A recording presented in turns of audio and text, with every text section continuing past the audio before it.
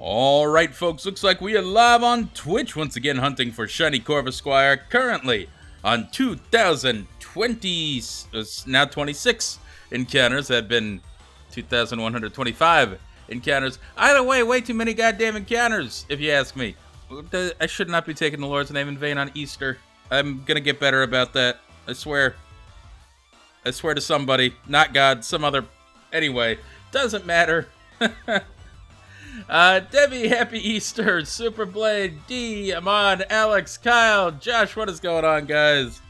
Appreciate y'all coming out today.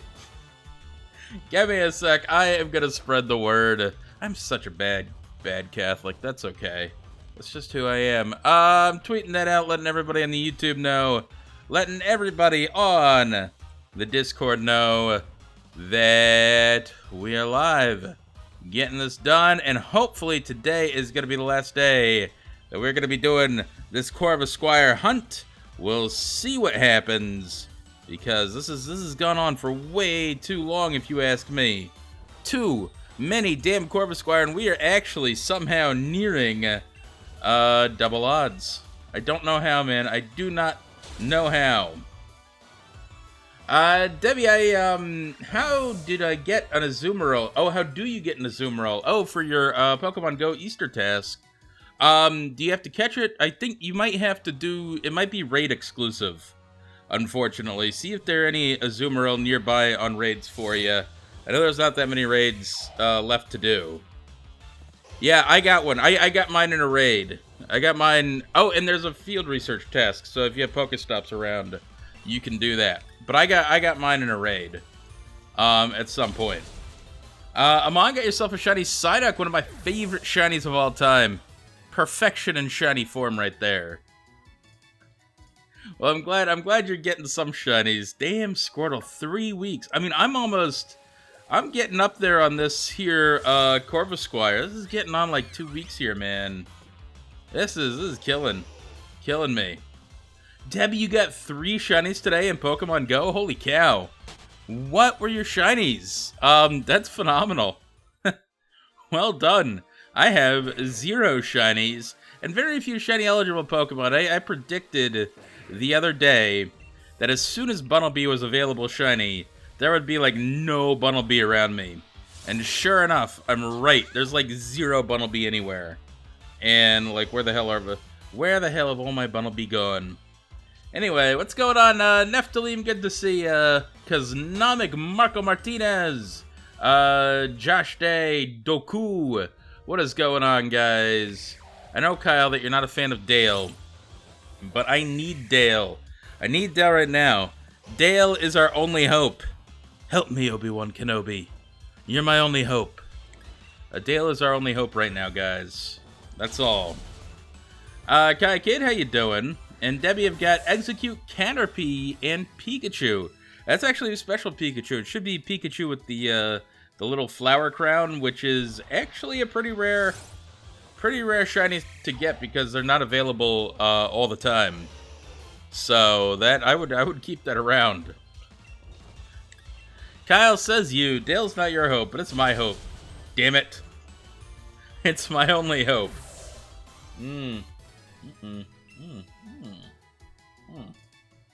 Well, that was very nice.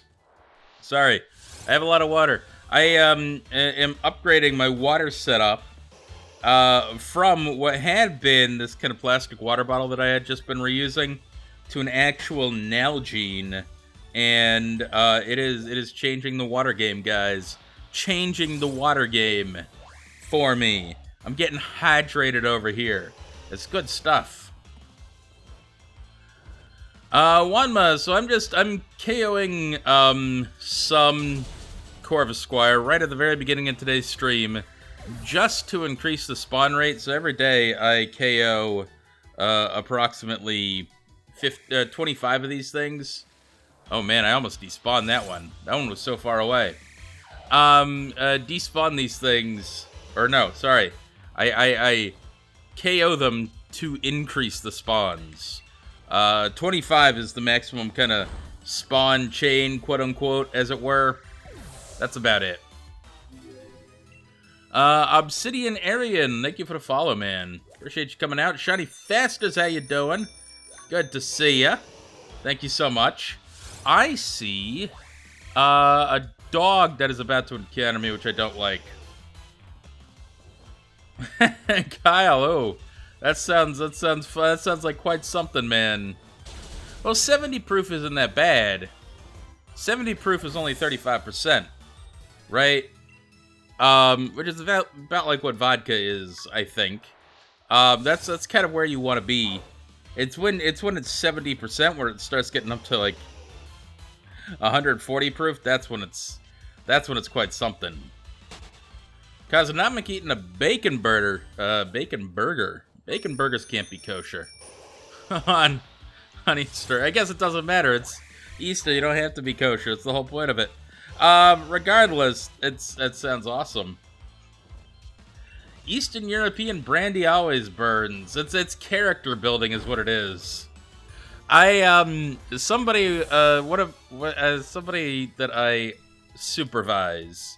That's all I'm gonna say, and I'm not gonna go into any more details. But somebody that I supervise was complaining at the work site this week, and I said they were complaining about that this work was really frustrating. I was like, I know, and then I said the following words, but at least it builds character. And then I realized, oh my god, I sound like my father. And I immediately apologized, and I said, I'm so sorry. You know, it's what my father used to say, and I used to hate it every time he said it. So, like, my bad. And he's like, yeah, no, I hated it when you said it just then. I'm like, yeah, I know, sorry about that, man. Oh, Lord. E-Rock, what is going on? Seder Aquadad, happy Easter to ya. And Josh looking for a turtle. I don't know which turtle you're looking for. I know Amon is having turtle problems, too. So, turtles just aren't doing it for anybody here recently. Shiny Faster, what is a common Eastern European beginner alcoholic drink? Beer. I don't know if they have beer there. Maybe vodka? Ouzo? I don't know how many Eastern European drinks I can name. Red wine and Coke? Around here, they call that a cheer wine. No, cheer wine is a very special beverage to North Carolina. It's not got alcohol in it at all, but it might make a good mixer. TTV, you are going for a Galarian Yamask. Good luck, man. And Josh, no, I do not like Crystal Pepsi. I've never really had Crystal Pepsi before. When I was a kid, though, they had Pepsi Blue. It was a big new thing. Pepsi Blue. And they took it out their shelves a little while after because it was awful. And tasted a little bit like turpentine. But when I was a kid, I would drink anything that was blue. I would drink it. I'm like, it's blue. That means it tastes like blue. That means it's good. And no, it wasn't. It was awful. And yet I kept drinking it. I don't know. Yeah, Jägermeister can't get cheer wine now that you don't live in North Carolina. That's sad. Yeah, it is the one thing about North Carolina. There's some local specialties here you can always get. Cheer wine is one of them. Carp King, you like rum and cheer wine. I could see that being a legit thing. Oh, that's a good question, Reactive Raichu. Are you sure, was the Peep Pepsi, was that a real thing, or is that like an early April Fool's joke? Because all these companies decided to do these early April Fool's jokes, and now everybody's confused. Was the Peepsy a real thing? Because now that I'm like remembering it, that sounds like it would be an April Fool's joke. But they did reveal it early. I mean, it wasn't on April Fool's, but then again, you know, Volkswagen did its thing early. A couple other places did their things early. So I don't know. Oh, Carp King, hell yeah. Cookout is the bomb, dude. Yes, me and Cookout have a continuing relationship. It's the best fast food restaurant anywhere. That's all there is to it. TTV, do you know what the DexNav odds are in Oras without the charm? Good question. I actually don't know what they max out at, but I think they still max out at something like, I think in I think with Charm, they max out at something crazy, like 1 in 180. I think is about the highest you can get, and I think without it, it maxes out maybe like 1 in 300, 1 in 270, somewhere in there. But I can't say for sure because I don't know. So. Carp King, yes. The thing about Cookout recently is that we've been under, these kind of lockdown laws, which basically means that it's not really lockdown, but there is a curfew and things can't stay open past 10 p.m. But I was noticing there was a big new sign now that the governor has decided that the lockdown laws are over, which is a little early in my opinion, but there's a big new sign on Cookout now that says that it's open till 4:30 in the morning, which, holy shit. I would hate to be the Cookout team, the Cookout crew that's working at 4:30 in the morning, but regardless. Saladash, I've never gone over 40,000 on a hunt. No, I don't plan to either. Highest I've gone is 28,000, and that is the highest I plan to go ever. Don't make me go any higher than that, please, for the love of God. That was an awful 2 months of my life. But I did get that thing eventually. And I never want to do it again, damn it. Well, Josh, lockdown and mask laws are very different. Yes, you still have to wear a mask, absolutely. Yes. Yashimo, thank you for the follow. Lockdown is putting it very lightly, because it wasn't really a lockdown at all. It was a, There was a curfew, there were some alcohol laws, there were some laws about what restaurants could serve when, and could they have people indoors, thing like that. It really, really wasn't a lockdown at all. Not even a little bit. Tim Fountain, what was the 28,000? Is the, Shiny Moltres and Heart Gold Soul Silver full odds was the one that made me go over 28,000. And TTV, that's kind of incorrect. That's a misleading statement saying that Reversal is over 100,000 encounters for Feebas, because he's gotten a lot of shinies in between then, right? And he hasn't encountered 100,000 Feebas. It's been over 100,000 encounters total. And actually, odds for that hunt, if you think about it, if Feebas is 1%, right? And shiny odds with Charm are 1 in 1,365. Then odds for that hunt don't even happen until 136,000. So 100,000 would be under odds. But you could be over odds now, right? Could be over odds, but not insanely over odds is the thing. So it's a misleading statement, and he's getting his shinies at a regular click. Right? I didn't get a single shiny for 28,000 encounters. Okay? And that's... And I know people who haven't gotten a single shiny for 60,000 encounters. But I've seen hunts saying, oh, I've gotten 200,000 encounters for this or that. It's yeah, you've gotten 200,000 encounters, but you got 20 shinies in the interim. And that's for a full odds hunt. So these numbers are very, very misleading. So less than 2,000 Feebas. So less than 2,000 Feebas, which means we're about the same at odds for my Corvisquire hunt and his Feebas hunt. We're about the same amount over odds right now. And I'm actually more over odds. When you think about it. And that's the least misleading way to put it. Oh man. If it was counting just the Feebas, then, that number would be much lower. But 200,000 sounds like it's a big number. People say, oh, 200,000. Wow.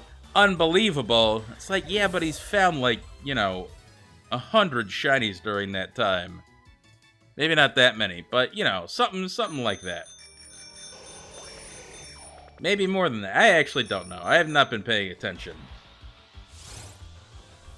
Chicken Game, how you doing? In Uniform Poem, if I weren't done with the, Living Shiny decks by the time Let's Go came out, would I have included Let's Go Shinies in the decks? Probably not. Because of how easy it was to get them. I definitely am not going to stop anybody from including them in their decks. Their decks is their own thing. But, I keep my, Let's Go decks separate from my Shiny decks. Just because it really seems like its own thing. A little bit. That's all. Well, Josh, don't worry. It's back down, so we're good. And Chicken Game, happy Easter to you as well. I appreciate you coming out today on this Easter Sunday. I had a very chill day. And it was more chill than I meant it to be. But it ended up being a good day, so today's not bad. Shiny Faster, for some reason in Sword and Shield. Yes, you can Chainfish Feebas and Oras. Yes, you can SOS for it in Ultra Sun, Ultra Moon. If I was going for a hunt like that, I'd at least choose a Pokemon that is exclusive to Sword and Shield that you can't hunt elsewhere. But I understand some people like to make their own challenge, like artificially make their own challenge, and I guess this is a way to do it. Tim Fountain, it's 148,000 encounters, so probably just barely over odds on the Feebas. Because again, Feebas odds are 136,500. So barely over odds. 140 shinies. So not over odds as far as shinies are concerned. All the shinies are showing up at a regular, very regular click. There. Kai Kid, you are in isolation. Isolation? I'm not saying words right today. Isolation. You got a test scheduled for Tuesday. Well, I hope I hope everything's okay, man. A headache probably isn't that bad. I think you're gonna be fine, but definitely rest up because you need to conserve your energy, and hope everything goes well for you, man. Kyle, there's no way I'm gonna do like 600 encounters today. It's gonna take another day, man. But yes, I think it'll only take one more day after this, though. So it shouldn't be too much longer. There we go. Okay, kid, like I said, man, rest up.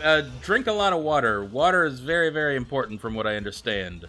So drink lots and lots of water, and just stay in bed, man.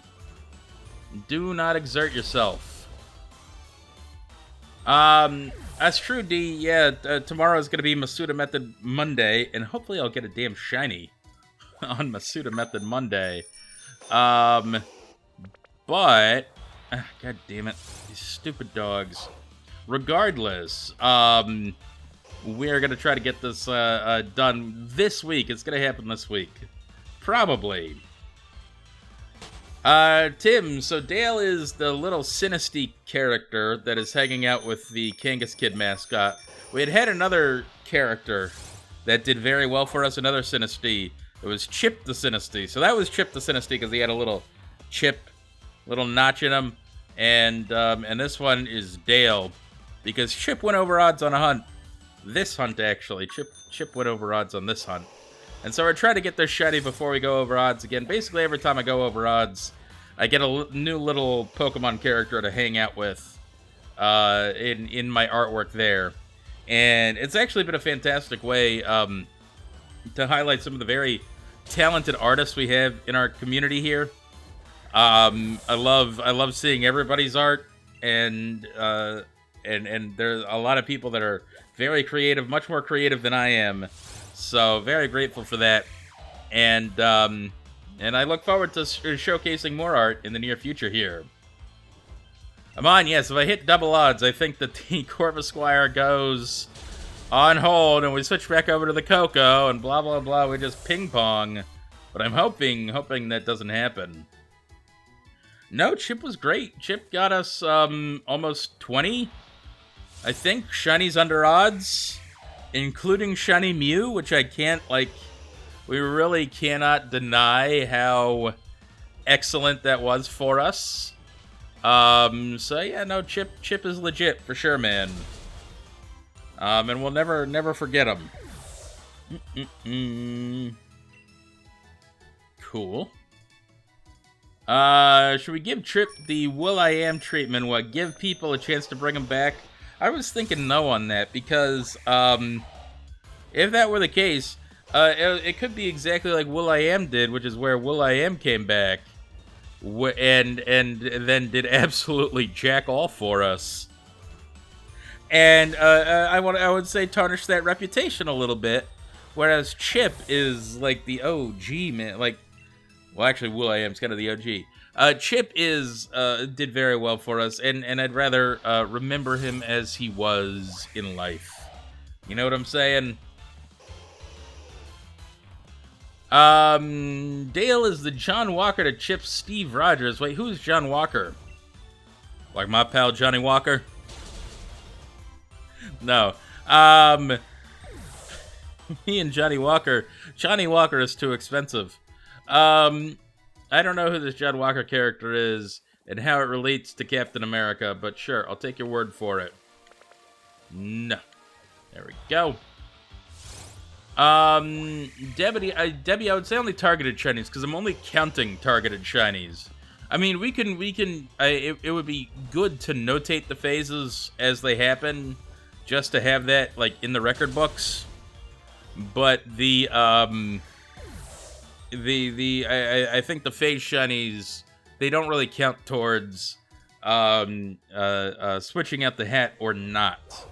It's only because I'm only counting these Corvisquire, right? I'm at 2,161 encounters for Corvisquire, not all of the I'm not counting all the encounters, because there would be way more encounters than that. Which is why, I mean, I've had 2 phases so far. Amon, I tried to remove that points challenge, and it kept not working.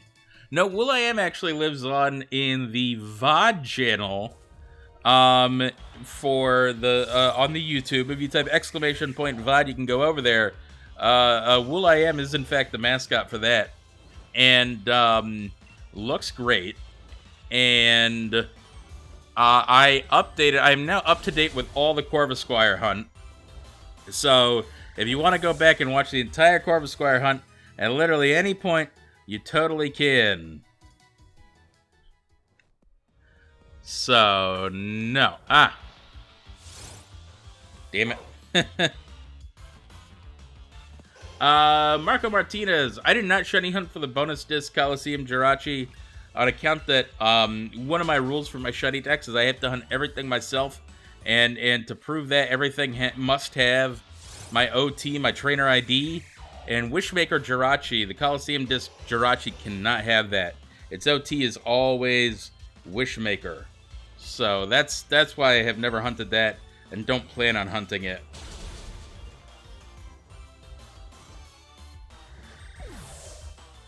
Give me one sec. Let's see. Sorry, sending a text. And because I can't do 2 things at once. You guys know this. I'm not a great multitasker. I like to think people always put like what are their special skills, what are the abilities that they always like to highlight on job applications and things like that is multitasking ability. I could probably put that, but it would like not be true. That would be me talking out my ass. Oh man. Massa, you got the shiny Regice, but you didn't notice the sparkle. Holy shit. And just noticed it as shiny. Wow. That is very lucky. I was very lucky on my Regice hunt, because I hunted it in Omega Ruby Alpha Sapphire, which is probably the worst game to hunt it in if you're just, like, not paying attention to the sparkle. And I actually had my sound off, and I caught the very tail end of the sparkle. Very, very tail end. To the point that I convinced myself that I hadn't seen it, or that I might not have seen it, but that I should go ahead and film the encounter and try and catch it anyway, just in case. And sure enough, it actually was shiny. So I was very, lucky that I decided to do that. But it was like that. I did that with Zapdos and Heart Gold Soul Silver, where I tricked myself into thinking that I had got the shiny a couple of times. And so I filmed a couple encounters, actually, that weren't the shiny Zapdos. And then it finally did show up, and I was like, oh, well, this is super obvious now. So I got lucky at that one. Oh, Dark Version. That actually happened to me recently with an actual shiny. It was actually a Pogo shiny. I got a Pogo shiny recently. I can post it in the Discord, I suppose. Oh, give me a sec. I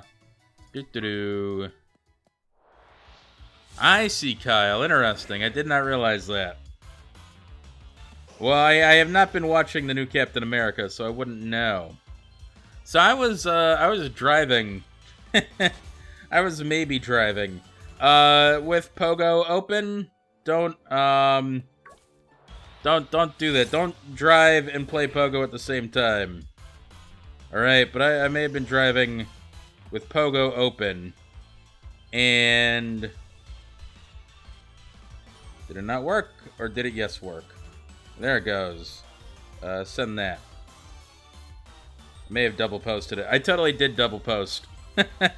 My bad. I had a glitch.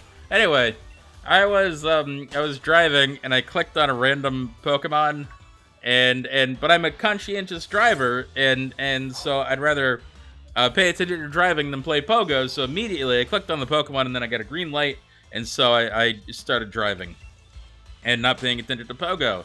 And then I got to my destination. I looked down at my phone, which was still on, and I saw the shiny staring back at me. I said, "Oh shit! I hope I can still catch this thing." And sure enough, it worked out okay. I'm gonna delete one of these because I can. And this is what was staring back at me, and I'm really, really happy to get it right there. You can type !Discord if you want to join the Discord, but that is the link right there. And yeah, it had been there for like 5 minutes, sitting on my screen. So I'm lucky that nothing happened to despawn it or cause it to run away or anything. But I got a shiny Spoink the other day. But it's a shiny that I've wanted for a really long time. And because I love that shiny. It's very unique, in my opinion. And anyway, yeah, happy to have it. Happy to get it. Serena, you were hunting for phalanx with the same method I was. No, I don't know. You're not having bad luck. I mean, unfortunately, odds for that hunt are just 1 in 1,365, and there's nothing you can do about it. So just keep at it. You will get it eventually, but it could take a little while. Alright, so here's Chip's total. 13 shinies, 4 shiny eggs, so I'd really count that 17 shinies. 1 bad stone journer, and 10 additional phases. So really, count it all together is 27, 28 shinies. All of which relatively under odds, kind of. Depending on which way you look at it. You can't deny the efficiency there. Chip was a frickin' beast. Shiny Faster, the Mummy Parade in Egypt, people are blaming the Suez blockage on mummy curses. I also heard that people were blaming the Suez Crisis on Egypt's first female ship captain, despite the fact that she was nowhere near the Suez Canal at the time. So I would say that people are just looking for excuses and not really blaming the actual problem, which is that the Suez Trade Commission, or whichever group that is, has had a long-standing problem with the fact that they're letting giant container ships through what is a relatively teeny-tiny strip of canal. And this problem has happened in the past, and then they didn't fix it. And it was, quote-unquote, unavoidable. Which is corporate speak for, yeah, we could have really done something about it, but it would have been way too expensive. So, that's the real issue there. Do you actually think Eternatus should have been introduced with the Ultra Beast? I think Eternatus kind of is an Ultra Beast. and then it's fine. Just introduce the concept of the Ultra Beast, and then at the end of the day say, weird, Eternatus is another Ultra Beast that we didn't know about. And then it would tie all the games together. Not that I like Ultra Beasts, but it would make a lot more sense for Eternatus.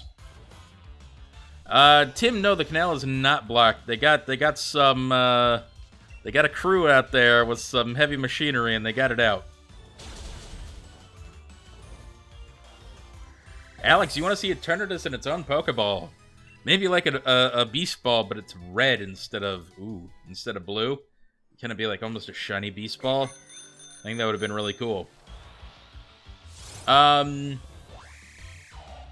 that's the thing, is I think that's really what Eternatus is. Like, Eternatus came from, another dimension or outer space or whatever you want to call it. And literally you can kind of see the other dimension in its hand form, I think, a little bit. Regardless, and then brought the mysterious energy to Earth, right? Or Pokemon World, whatever it ends up being. I think there's a lot of leeway there to make it an Ultra Beast. Well, Alex, I think there's got to be an Arceus Pokemon Legends version of the Master Ball, like a proto Master Ball that is going to happen in Legends. So I think we'll see more than one. I want to see Apricorn Balls come back, except actually made from apricorns. That would be totally legit. I would love those, man. Thank you. Marco Martinez, am I going to hunt for shinies in the Gen 4 remakes? Not much, I don't think, in BDSP. Because I don't see there being a whole lot for me to hunt there. I might do some Form Dex hunts in that game. Ideally, there might be some, shiny mythicals to hunt. I somehow doubt it, though. But I'm thinking in Legends, there might be some additional forms, maybe ancestral forms, primal forms, whatever you want to call it, to hunt in that game. So I'm looking forward to that, for sure. And either way, I'm just looking forward to playing Pokemon Legends a lot more than I'm looking forward to playing that other game, which I totally remember the name of. BDSP. Brilliant Diamond Shining Pearl. Shining is even in the name, and I still doubt there's going to be that many shinies for me. Universal, you can type !Dex to see what I'm missing from my shiny Dex, and then you can type !Form Dex to see what I'm missing from the Form Dex. Guillermo, you got 4 shiny Azumarill this weekend. Not bad, man. Seems like a little bit of overkill, but I hope you got the shiny you were looking for. I wish there was more stuff for me to hunt with my Form Dex that way, but these shiny events are not they're never exactly what I want. No, don't make me do that. These damn birds, there's almost too many of them. You're so close to typing Form Dex right. You're so close. It's not Form D's. It's not like it's Form D's nuts. It's Form Dex with an X. Anyway. Araquanid got a shiny Pidgey instead of the Bunnelby. Wait, where can you get Pidgey in this game? Unless you're saying that you phased on Bunnelby in, like, Pokemon Go. Or, I guess you could be doing it in X and Y. Which would be weird, but I suppose you could totally do it in that game. X and Y route too. Legit. Alright. Fair enough. I guess that's the one game where you can phase on Pidgey while looking for a Bunnelby. Interesting. I did my Bunnelby there. I did a lot of shinies on that route, actually, by Poke Radar. Not the easiest route to Poke Radar on. But I got Pidgey, Bunnelby, Scatterbug. I think that's it. All via Poke Radar on that route. But I think it's all the Pokemon that you can hunt there, to be fair. Maybe I did... I did Fletchling, too. I forgot about Fletchling. No. Yes. Wow, that was a surprise bird. That bird ran into me like my name was Fabio, man.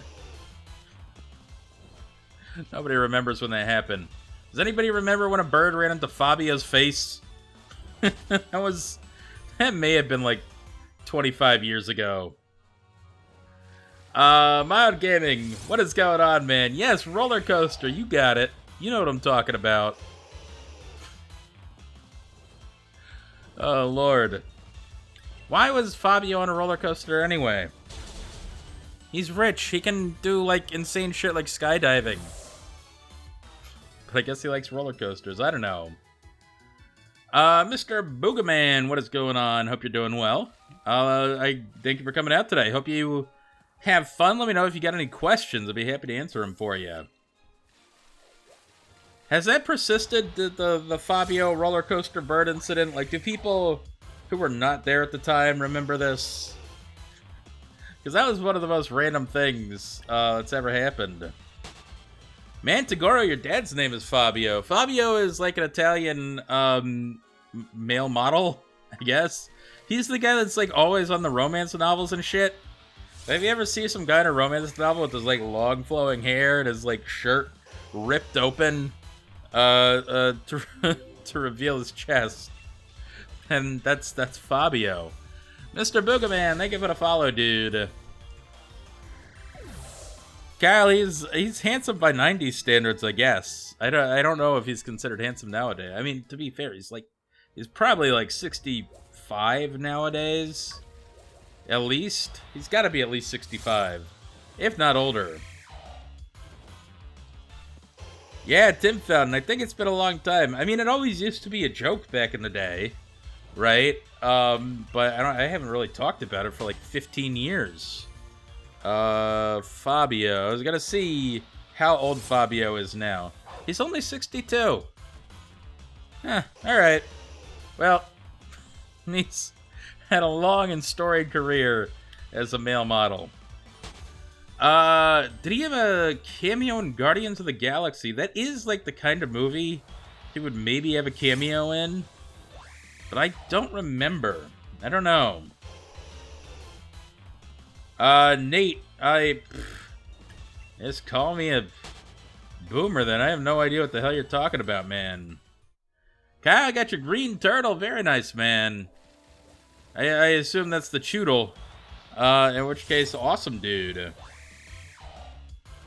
Interesting, Tim. I definitely am pretty sure that incident occurred in the 90s, so I'm very surprised that you know about it or have heard about it. Or honestly even know who Fabio is. I want to see when that incident happened. Fabio, blah, blah, blah, spokesperson, Control F Goose. In 1999, on the Apollo's Chariot at Busch Gardens, Williamsburg. I've been on that very ride before. And it is the most frightening thing I've ever been on, for the record. That the Apollo's Chariot at Busch Gardens in Williamsburg goes up and then like drops like straight down for like at least 150 feet. And I was convinced to go on it by a very cute girl, and I immediately regretted it. Like, I'm never going to allow cute girls to convince me to do anything ever again, because that was the biggest mistake I ever made. I hate roller coasters a little bit, and that was ridiculous, man. Nate, it's a kid who won a $3 million Fortnite tournament. What? It's a lot of money for a kid. So Stiggles, how you doing? Wesley, we're talking about Fabio because Fabio got hit in the face by a goose. And I had a bird show up and hit me in the face on this hunt just recently. Debbie, it's not my fault. I have a weakness. What are you going to do? Plus, I was a teenager, which really didn't help. Anyway, point being, that was a huge fucking mistake. I never forgiven her for that. That was like my least favorite experience in the world, man. I can do some roller coasters, but that's like next level bullshit. Like a sin against you know, the laws of nature kind of thing to make that roller coaster. And any roller coaster crazier than that. There's like a limit to how crazy roller coasters should be. And if you want to go beyond that limit, then you have to take some acceptable risk of death and like go skydiving or some shit. Nate, it wasn't that bad, but I did let out a very unmanly scream going down that roller coaster. I think I yelled out the words shit, shit, shit, like for a minute and a half straight. Wesley, it was in 1999. It was unfortunately over 20 years ago. Which and unfortunately, the reason, and maybe this is why I feel so old. Somebody was mentioning that they had heard of the incident, but they hadn't been born yet. that really got me. Anyway, Alex, is it a shame? Should there be some video of it? I saw a video of somebody get hit by a bird, but it wasn't as nearly as epic as being hit by a goose. You know. Dakota, yeah, it's a lot of shinies for sure, man. Absolutely. And Kyle, yeah, Choodle's mouth does change. It becomes yellow on the inside, which is why it's a better shiny than I think a lot of people give it credit for. At least it is to me. Nate, that was 7 years before you were born? Holy shit, dude. What is going on with my life? Wesley, yeah, I remember that too. That was Ricky Henderson, right? Who did that? I'm pretty sure he got like a fine for like animal abuse. It really wasn't his fault. That bird came. That was right in the... Man, that bird flew in right as that ball was going right down the middle there. So Steggles, wow, that's interesting. Birds are smarter than you give them credit for, dude. They are. Bev, you didn't know Ninetales could be white. This is Alolan Ninetales, man. Alolan Ninetales is one of the most beautiful Pokemon in the world. Very graceful. Look into Alolan Ninetales. I think if you... There's a person on the Isle of Armor that you can trade them a regular Vulpix, and you can get Alolan Vulpix for it. Randy Johnson, Reactive Raichu. My fault. Not Ricky Henderson. I get those guys confused a little bit. Starts with R, ends in Sun. You see where I'm coming from here? I also don't pay attention to that much baseball. So, at least I named another baseball player as opposed to like somebody from another sport. All right, you know, that's a decent thing to get confused about. Oh man. Volt Kitty, you were out of high school in 03. Yeah, dude, me too. I was out in high school in 05. I was in high school when 9/11 happened, and there are like people that like weren't born yet. So, yeah, Reactive Raichu, yeah, close enough. I could have said Nancy Kerrigan, but then I wouldn't have a leg to stand on. Booyah! That's a throwback. All right. Oh, man. There was a Blue Jays player that hit a seagull, too. It was charged, but, yeah, I don't remember that one. In 1983. I'm pretty sure that's what happened with Randy Johnson as well. I almost called him Randy Jackson. That would have been... See? That would have been really bad. Reactive Raichu, you didn't like my joke? You didn't like it? Oh, the joke. Oh, the Nancy Kerrigan joke? Oh, man. God, I guess you guys don't know this.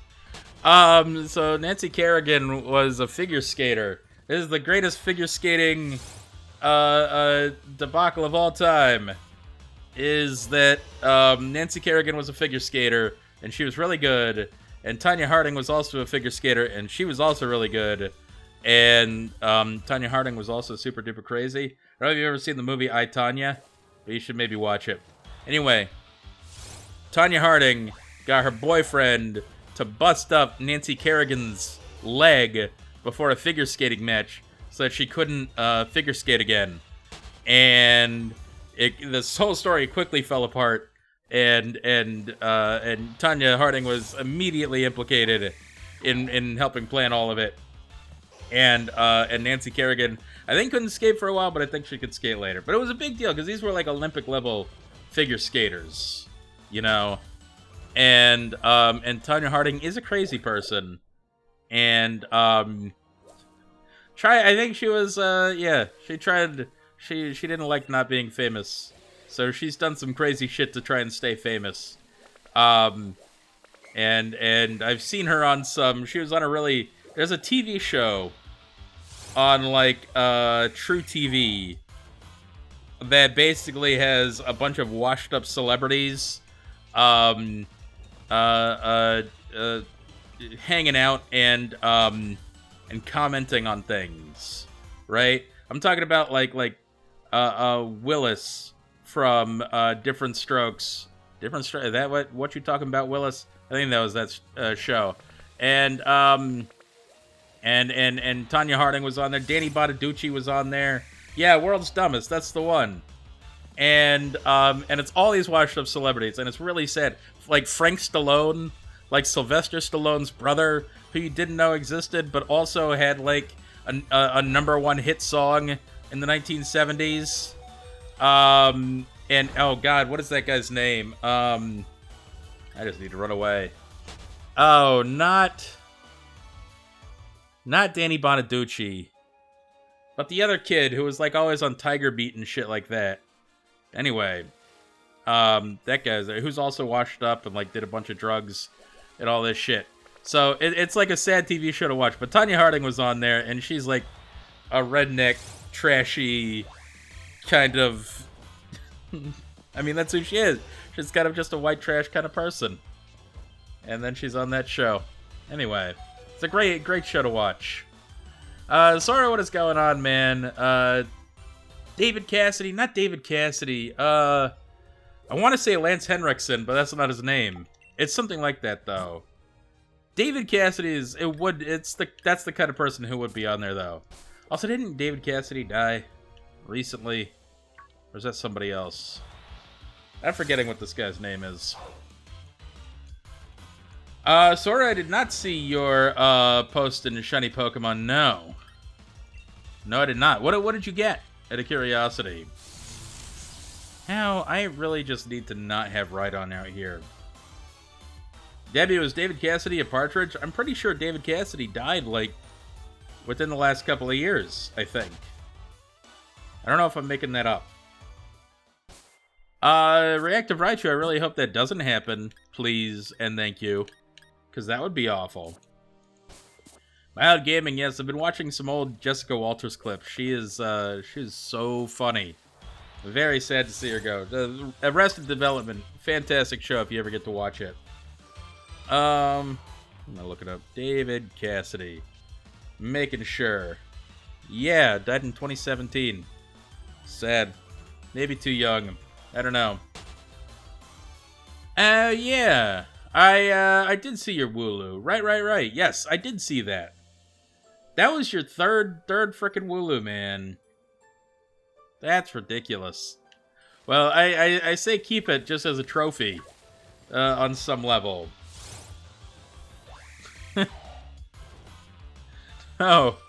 Yeah, Mild Gaming. There's I don't know. I've heard people like people were saying when Sean Connery died, it's like, oh my god, Sean Connery, I can't believe Sean Connery died. That's so sad.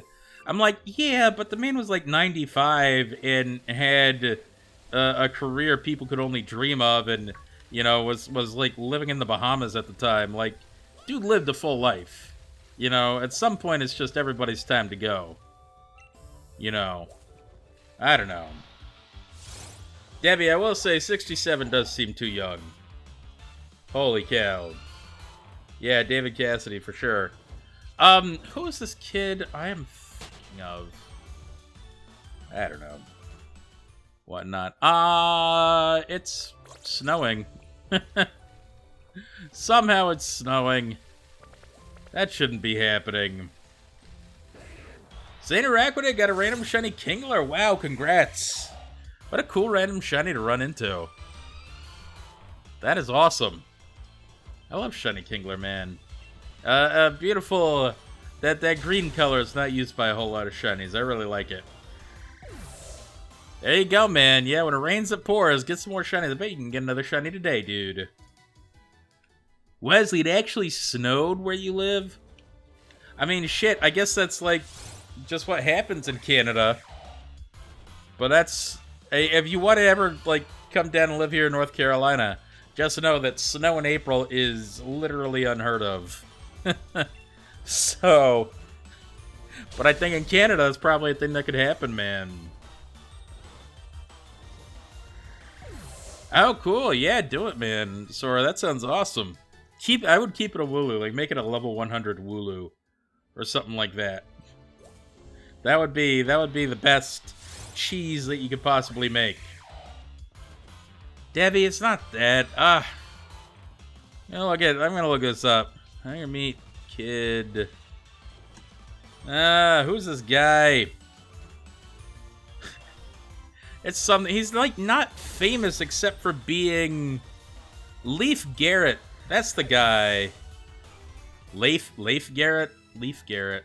That kid. That kid ended up being a whack job, man.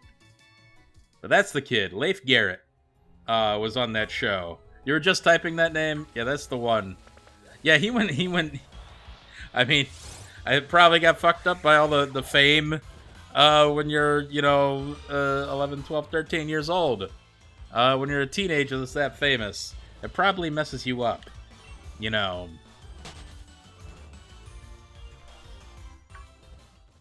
That's true. Absolutely, Wesley. It's all about who you know, unfortunately. It's really unfortunate. I'd say that of all the jobs that I've had, my, any job that hasn't been like just a retail job has been because I know somebody that kind of pointed me to the job and put in a good word for me, and I don't really like that at all about my career, but I'll take it, unfortunately. Well, Debbie, you know what? I think 50 years will do that to you, is one thing. But, I mean, yes. It's probably not been an easy 50 years once you're out of the spotlight, you know what I'm saying? Anyway. Reactive Raichu, I saw that trending on Twitter, and I was like... As it was trending with politics, and it was trending with, like, rap and hip-hop, I was like, what the hell? And then I guess it was just an Easter thing. But if it's more than that, then I don't know what the hell's going on, because I did see it trending on Twitter. I assumed it was an Easter thing, and so I don't know. Dakota, the sound on your laptop is lower than usual. Check your audio mixer. Make sure the audio mixer isn't messed with. I can check on my end and make sure my audio mixer hasn't been messed with. But I don't think it has. No, my audio mixer is right on the money. Yeah, so if you right-click on your sound icon, you can go to audio mixer. And just make sure all your levels are correct. Yeah, Volt Kitty, happy Easter to you as well. Happy Easter to everybody. Hope everybody's having a good, chill, nice Easter. I know I am. No, I didn't plan on doing too much today. So, dark version, you'd be surprised at how much that helps. Just turning something off and on again really, really helps. Dakota, I just told you how to get to the audio mixer. You right-click on the sound icon. You click audio mixer or volume mixer, whatever you call it, and then it'll give you all the different volumes for all your different apps. Wesley, we're gonna go hatch eggs. You can still hatch eggs, you just have to, like, go in a circle around your house. It would be very slow egg hatching. I suppose you could do it if you really wanted. A chicken game, what's really annoying in the morning is when I have to wake up in the morning and my neighbor has been fucking had a crew at his house for like the past 2 weeks putting in a pool or some shit, right? Which means they're out there with like jackhammers and you know and laying down tile and cement mixing, and they've got heavy machinery and all this shit every day, 8 a.m. for like the past 2 weeks. That's killing me, man.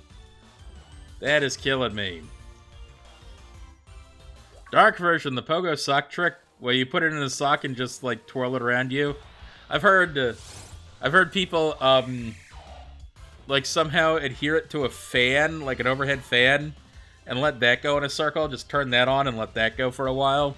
That seems like a great way for your phone to like snap off, fly off, and like ram into the wall.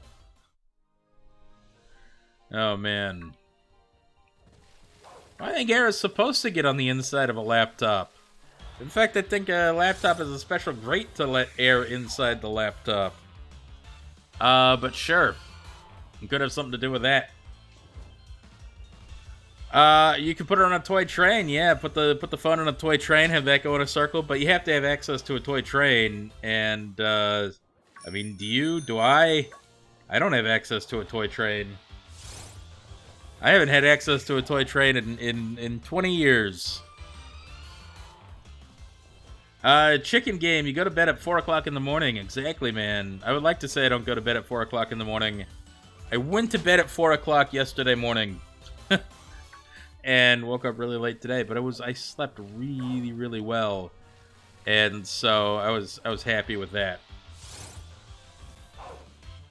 Dark version, I guess the record player isn't far enough. I honestly don't think the fan or the electric train would be far enough either. Because I think you have to at least be able to move 0.1. The way it works is that it actually works in straight lines. So you actually have to be able to travel. By the time it updates again, you have to have been able to travel at least 0.1 kilometer in one given direction for it to update.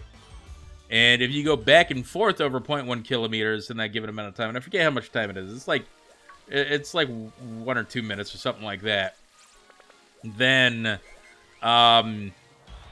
if you basically in like 2 minutes, if you travel like 0.1 kilometers and then travel back 0.1 kilometers, when that minute updates, it'll have you back at the starting point again. And it won't count you for any distance whatsoever. Wesley, there's a device to walk your Pokemon. Would you look at that? They'll do anything nowadays. Fantastic. And Dark Version, you're saying it has to be off with the Adventure Sync on. Okay, fair enough. Well, either way, can we all agree that Poco... The Pogo distance is all bugged. And I hate it a little bit. There's an app that tells you Pogo, that tells Pogo that I am walking. Does that not seem a little bit like spoofing? A little bit? I think that seems like spoofing. But I guess it helps. I don't hatch that many eggs anymore. Since COVID, I haven't been doing too much out and about. Mild gaming, you're not wrong. Ironically, that's when the Pogo app was like the worst, the buggiest ever. So yeah, and we've somehow never gotten back to anything nearly as good. There was world peace for a short moment in 2016. It just hasn't been the same since then. It was that between that and the Harambe thing. We've just gone off the rails. Voltkin, you want to make a list of our worst favorite shinies? So, like, favorite shinies that are actually bad shinies somehow? Or how do you mean exactly?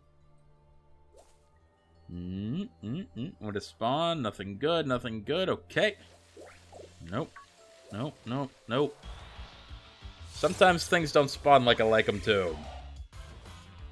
E-Rock, the Google and Apple Health apps, they track your distance somehow, I guess. I don't know. Oh, mild gaming. I was so mad at Quilava earlier. I swear to God. I think I'm pretty sure a Quilava would have been a new Pokemon for my catch 151 Pokemon quest to get the shiny Mew, and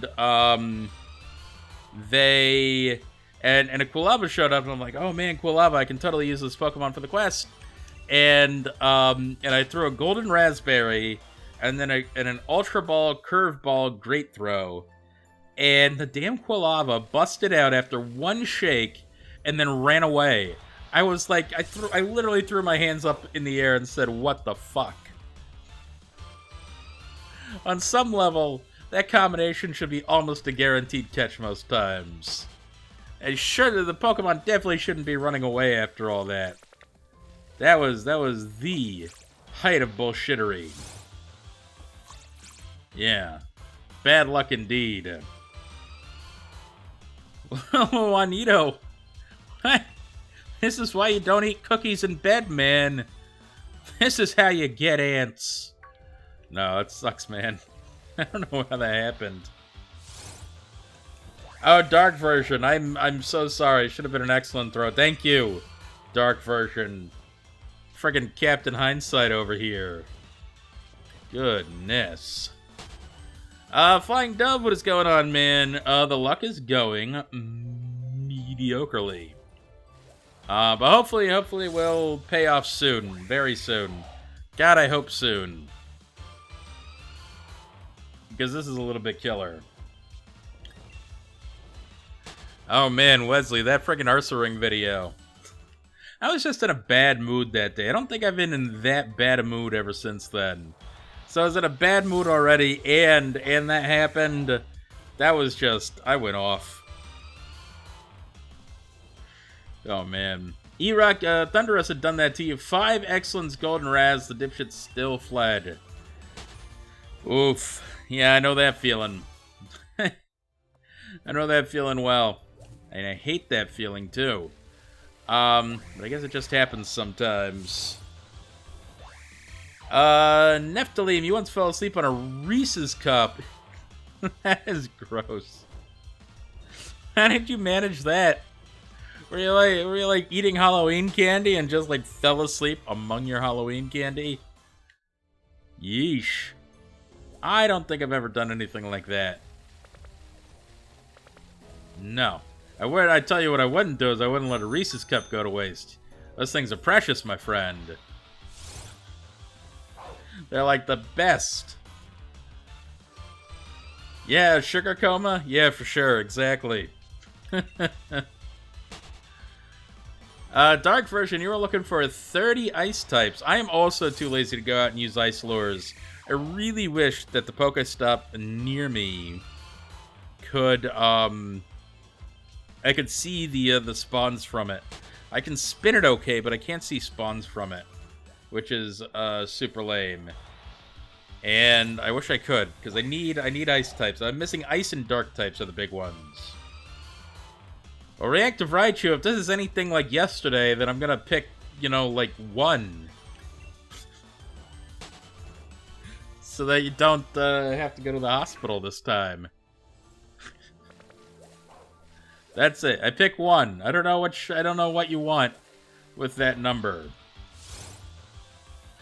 Voltkitty, your 8-year-old took credit for the first shiny. You got her from the Dynamax adventure. Not bad. Hey, she's learning a very important skill, which is to take credit for other people's work. Will get you far in life. At least other people have taken credit for my work and gotten far, so it's worked against me. No. Also no. God damn, freaking Shuckle. Anyway, it's all good. Huh, wisely interesting. Good to know. And Reactive Raichu is so sad. You know you're gonna give your dog more kisses than that. I'm sure. Artemis, thank you for the follow. No.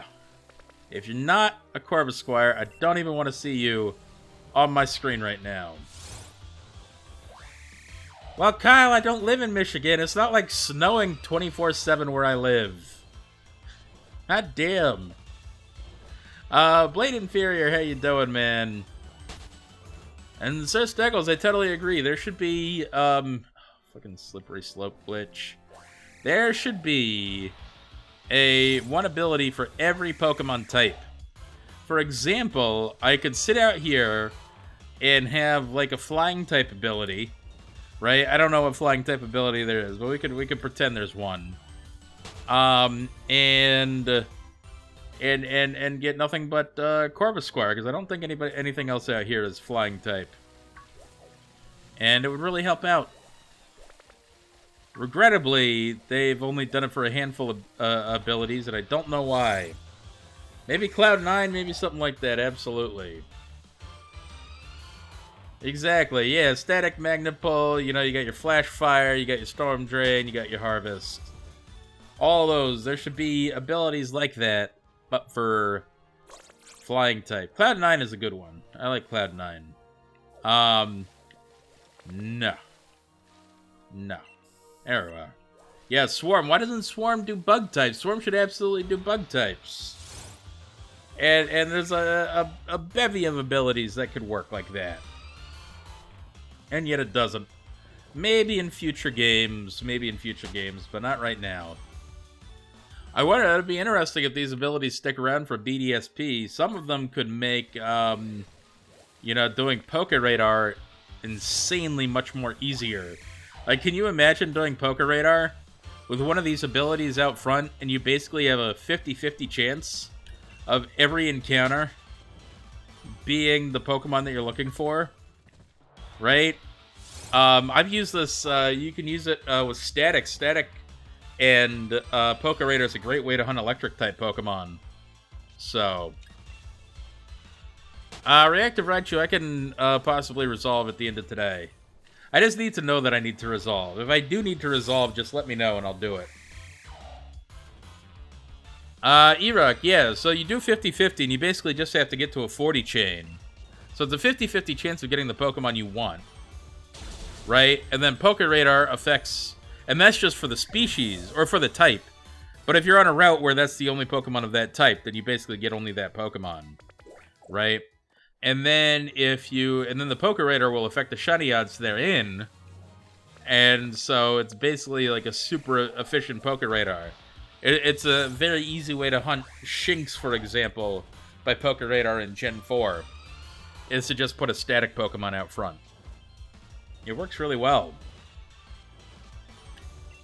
Flying Dove, do I ever get bummed out about numbers? Twitch, YouTube, etc. Not really, no. I'm just grateful that there's anybody out there that will watch my, watch my streams or watch my videos or whatever. Yeah, that's all. Oh, I did, there have been some videos that I put a lot of work into, and like get like a middle medium reception. I'm like, alright, well maybe I shouldn't be putting that much work into the videos, but then I do anyway, because I'm just, I'm that kind of a person. I'm not gonna just crap out a video. I'm gonna actually put my effort into it. Like I'm gonna make a video every time that I think is a good video, no matter what. So overall, no, I don't think it's, I mean, I don't think it's something that you should base your self-worth off of, for sure. If that's your question.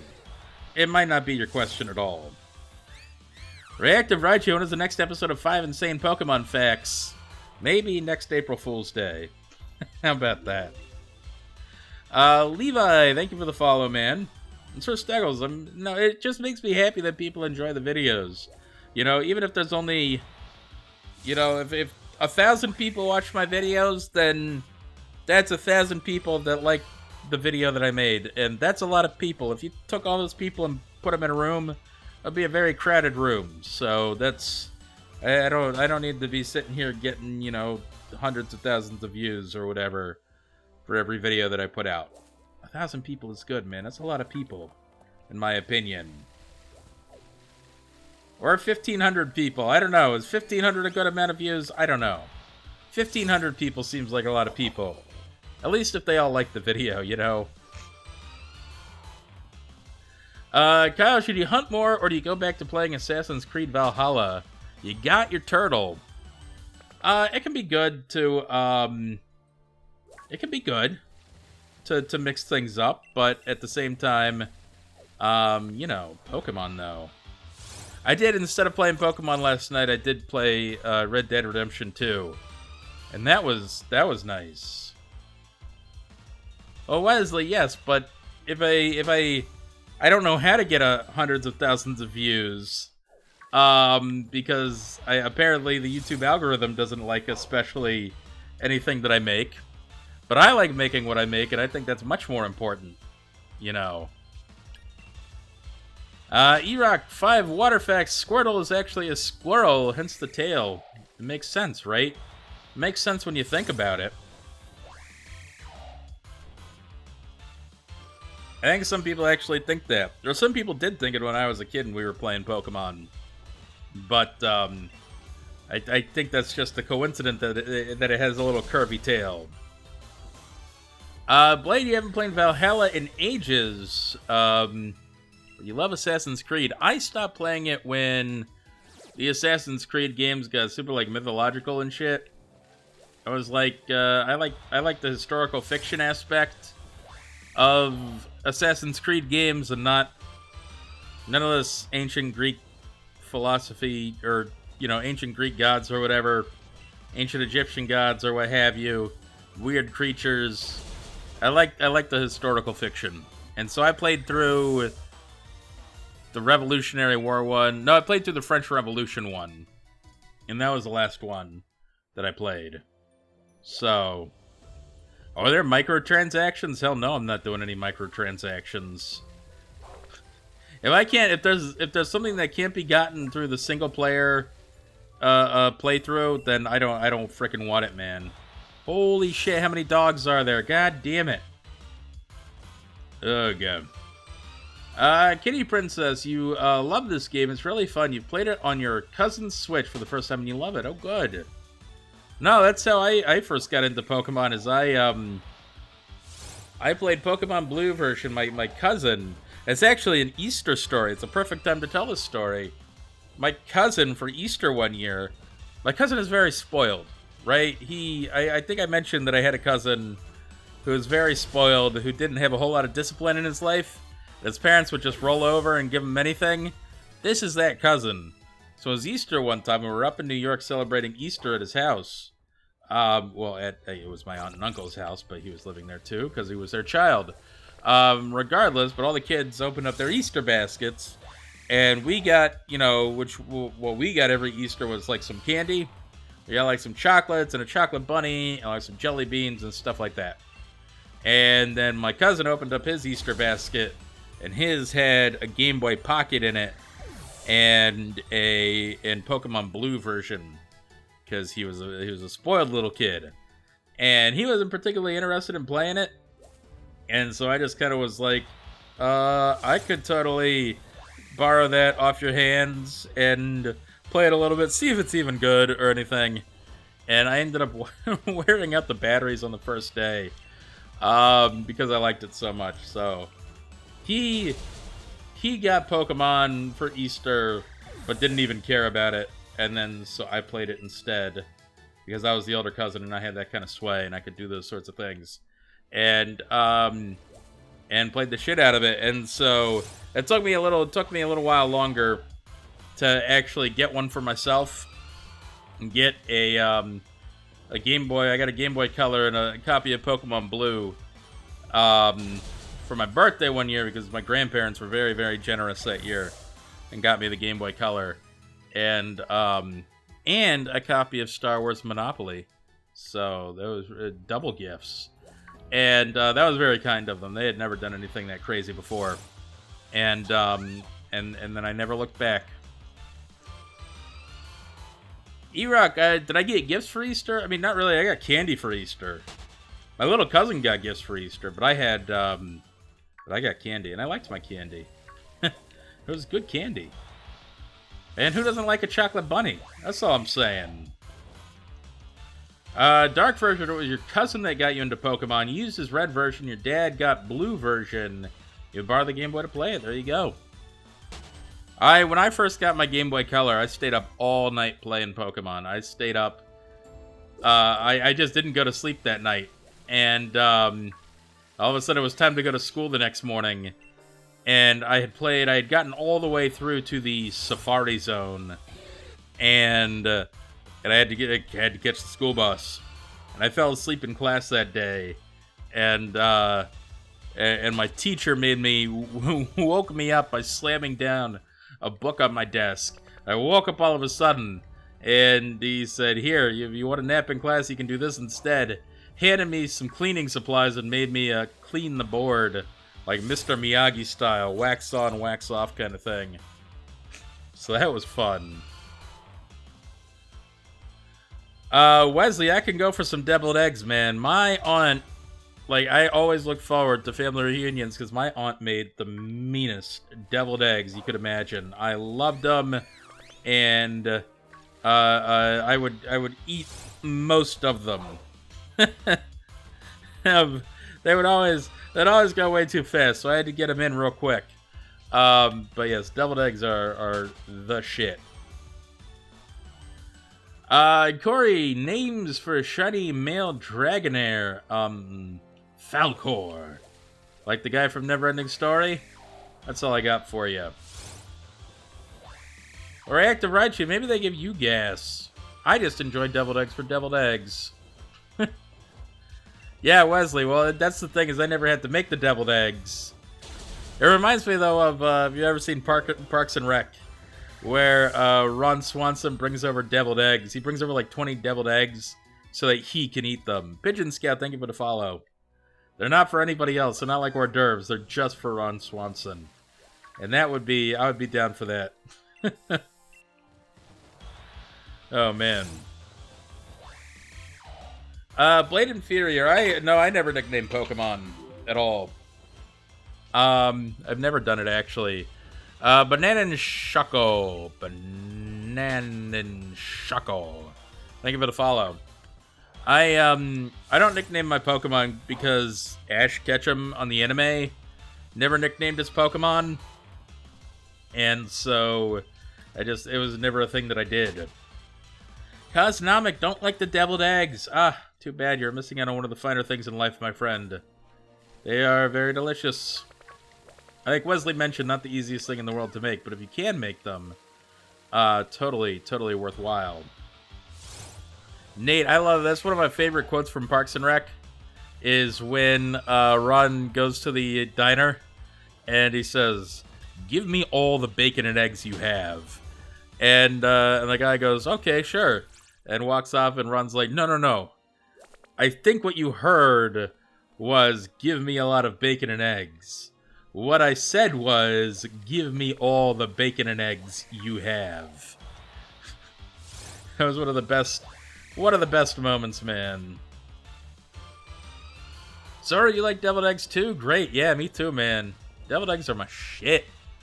They're amazing. I love them. A reactive Raichu doing an Azumarill raid either in 10 minutes or an hour and 10 minutes. Does anybody need an Azumarill raid? I was able to do mine. I was able to solo one earlier, so I don't need one. But if anybody else needs one, Reactive Raichu has one. Kitty Princess, dude, yes.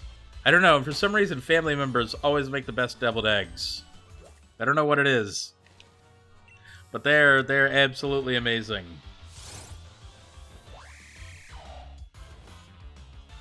Reactive Raichu, you don't have one, but you just said that you had one. Either in 10 minutes or an hour and 10 minutes. I don't know. Cosnomic, you do your eggs with chorizo, which is awesome. What is that? That's like some kind of a huevos rancheros kind of thing. Ah. God damn it. I've been trying to find a stupid rocket leader, and now I'm not able to get a stupid rocket balloon. I was able to get a rocket balloon all the time, and now I don't have any. Lame. I see, gotcha, okay. Makes sense. Nate, that was me, yeah, my aunt makes the deviled eggs. And it's been a really long time since we had a family reunion. We used to go up to New York,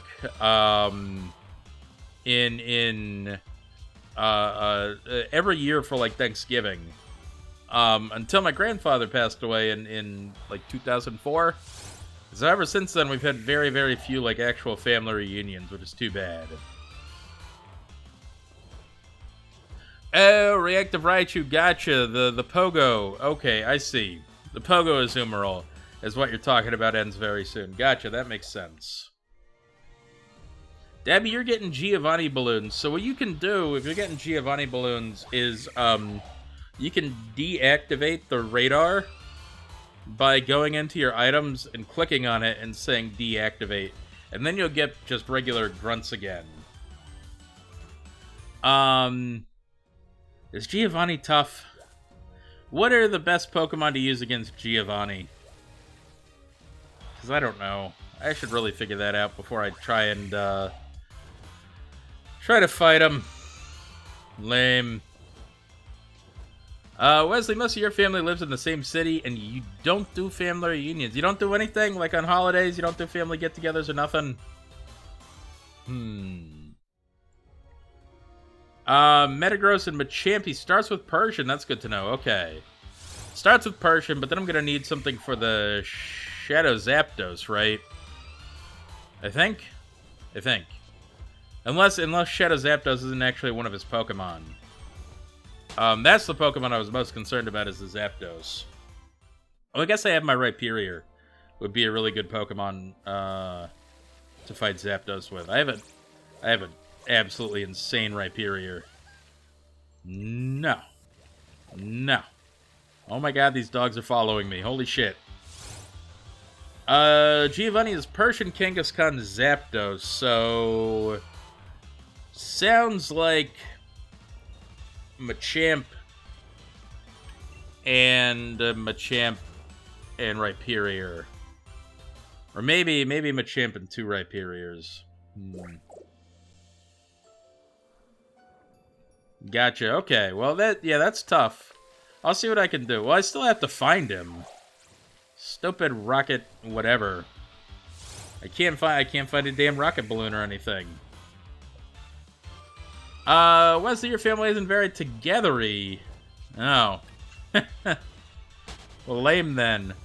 I don't know. There's my family. Every family's got their problems. What is that like in Anna Karenina? Every family is unhappy, but each family is unhappy in their own way, or something like that. So we're definitely we've got various family things, but I will say that it's nice that we can all come together at the end of the day, and we have a very strong family bond that way. Among my extended family, it's my aunts, uncles, cousins, what have you, and that has never gone away. So that's the one thing I do appreciate. No. Well, Pigeon Scout, it sounds like his team can vary a little bit, So that's going to be the issue, is planning for any variance there. No, Wesley, that's fine. That's fair. I mean, hopefully, like, post-COVID, that'll change. I don't know. Blue Fire, thank you for the follow. Reactive Raichu, I think that predictability, that was, like, exactly in the 1950s and maybe 1960s. And so... it's an idea of an era that only existed for a short time. I don't think it works like that much anymore.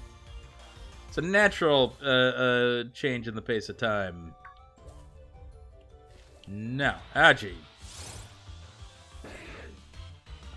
Nate, how many aunts and uncles do I have? So I have, 1,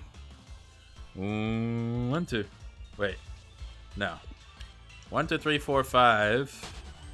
So 5 aunts, and then their associated uncles. So 10 of them.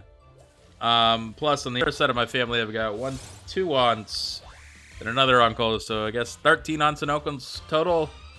And then cousins is 17 to 20, depending on how you count it, I guess. As far as cousins go. And so there's a lot of us. Power Kill, thank you for the follow. Appreciate you coming out today. No. Oh, god damn it. What was that? Stupid Shuckle. I can't even see Shuckle in this grass.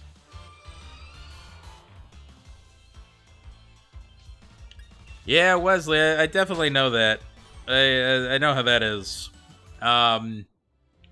And I think it's just a consequence of time, unfortunately. But as long as you can come together every once in a while, I don't know. Madeline in Z, thank you for coming out today. Sorry about the emote thing. We got an emote limit here. Everybody gets it. Everybody gets got by it. Can we get a shout out, Reactive Raichu, going for Madeline in Z? I assume in Z for New Zealand. I assume, but maybe I assume incorrectly. I don't know. Neon Ink, what's going on, man? Hey, it's good to see you. It has been a minute. How you doing, man?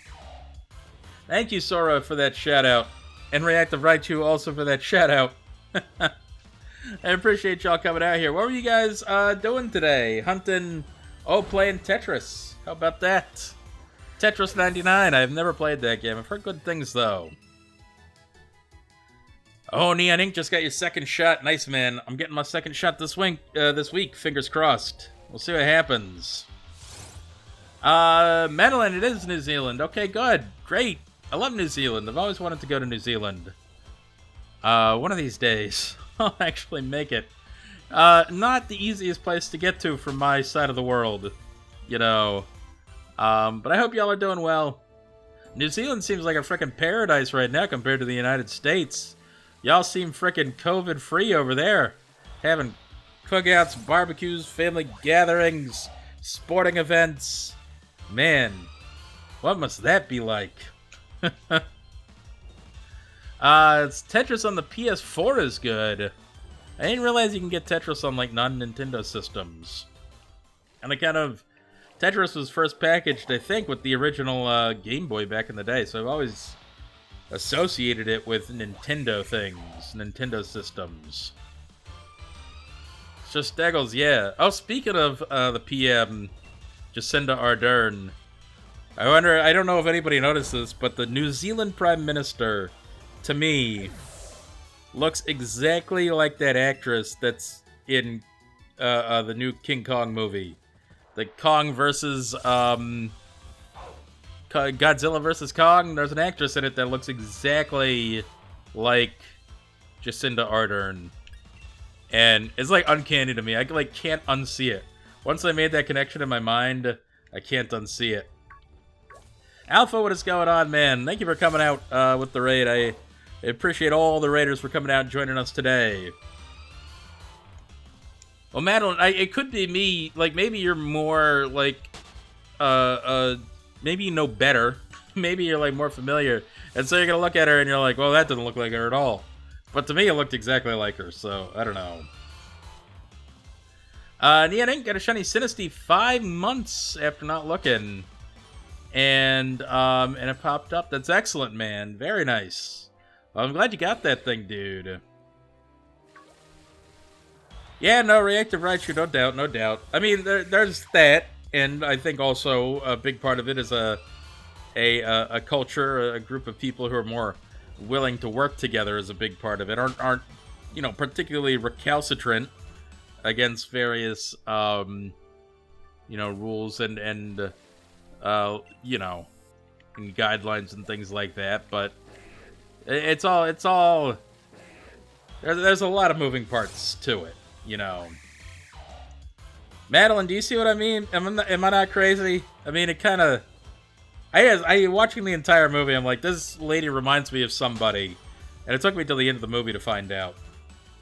But regardless, well, Sir Steggles, even then, like, regardless, Australia was still able to do a halfway decent job, where the United States did not. So,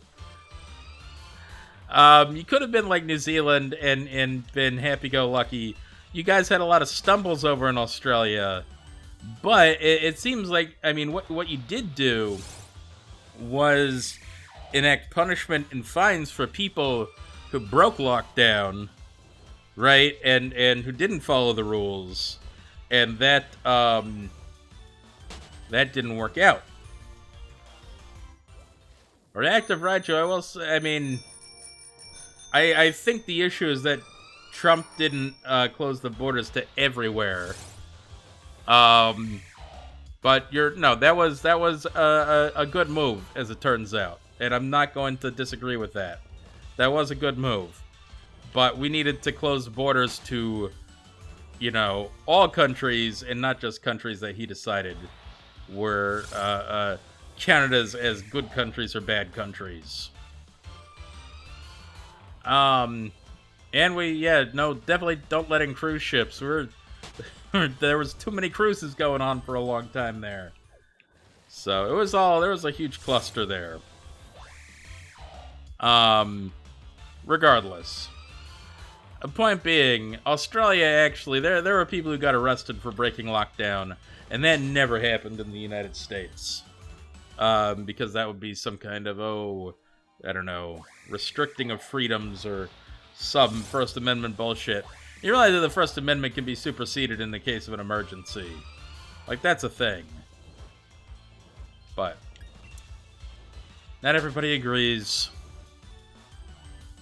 They're arrested for like a day, but it's enough to put the fear of God in them, you know. So, just say... I mean, a fine, even a fine. Just a fine, just some kind of financial disincentive would have been perfectly okay. You know, for all these bars that kept opening up longer than they were supposed to, or churches that kept holding gatherings when, you know, they weren't supposed to hold indoor gatherings. Just financial disincentives is good enough. Because I don't agree that, you know, there's a lot of things people are arrested for that are probably not serious enough crimes to be arrested for, but you should probably get fines for these kind of things, you know. Wesley, like, I would say yeah, except that you'd have like a 100% chance of getting COVID on a goddamn cruise ship. You know? That's, cruise ships are just dens of, oh, god damn it. That's a shiny Eevee. Is this a female shiny Eevee, actually? If this is a female, then I could actually use this for a form dex. Come on, big female. Big female shiny Eevee, shit. Alright. I was gonna do this on anyway. I will take it. That's another decent form for the form dex. Knocking out 2 forms on this hunt. How about that? I will take that right there, man. Holy shit. That Eevee looked good, too. I've been getting a lot of shiny Eevees on this hunt. Or not shiny Eevees, sorry. I've been getting a lot of female Eevees on this hunt. And I don't know why. Like, I feel like more female Eevees than male Eevees. Even though female Eevees should only show up like 12.5% of the time. But, regardless, happy to have this one. She is beautiful. Let me see if we got this shiny female Eevee right here. Let's put it up on the big screen. See what she looks like. She looks gorgeous. Looks gorgeous. This is the first game, for those of you who don't know, that female Eevee has had a different gender difference than male Eevee. Started with Pokemon Let's Go, where you could have your partner Eevee could have a heart tail if it was female. But this is the first time that Eevee in the wild has been allowed to have a gender difference. So it was very nice to have. Still don't have the Corvisquire yet, but we're going to keep working on it. I hope it happens soon. We'll see. This is nice. I like it. Do we want to guess? I'm going to save here.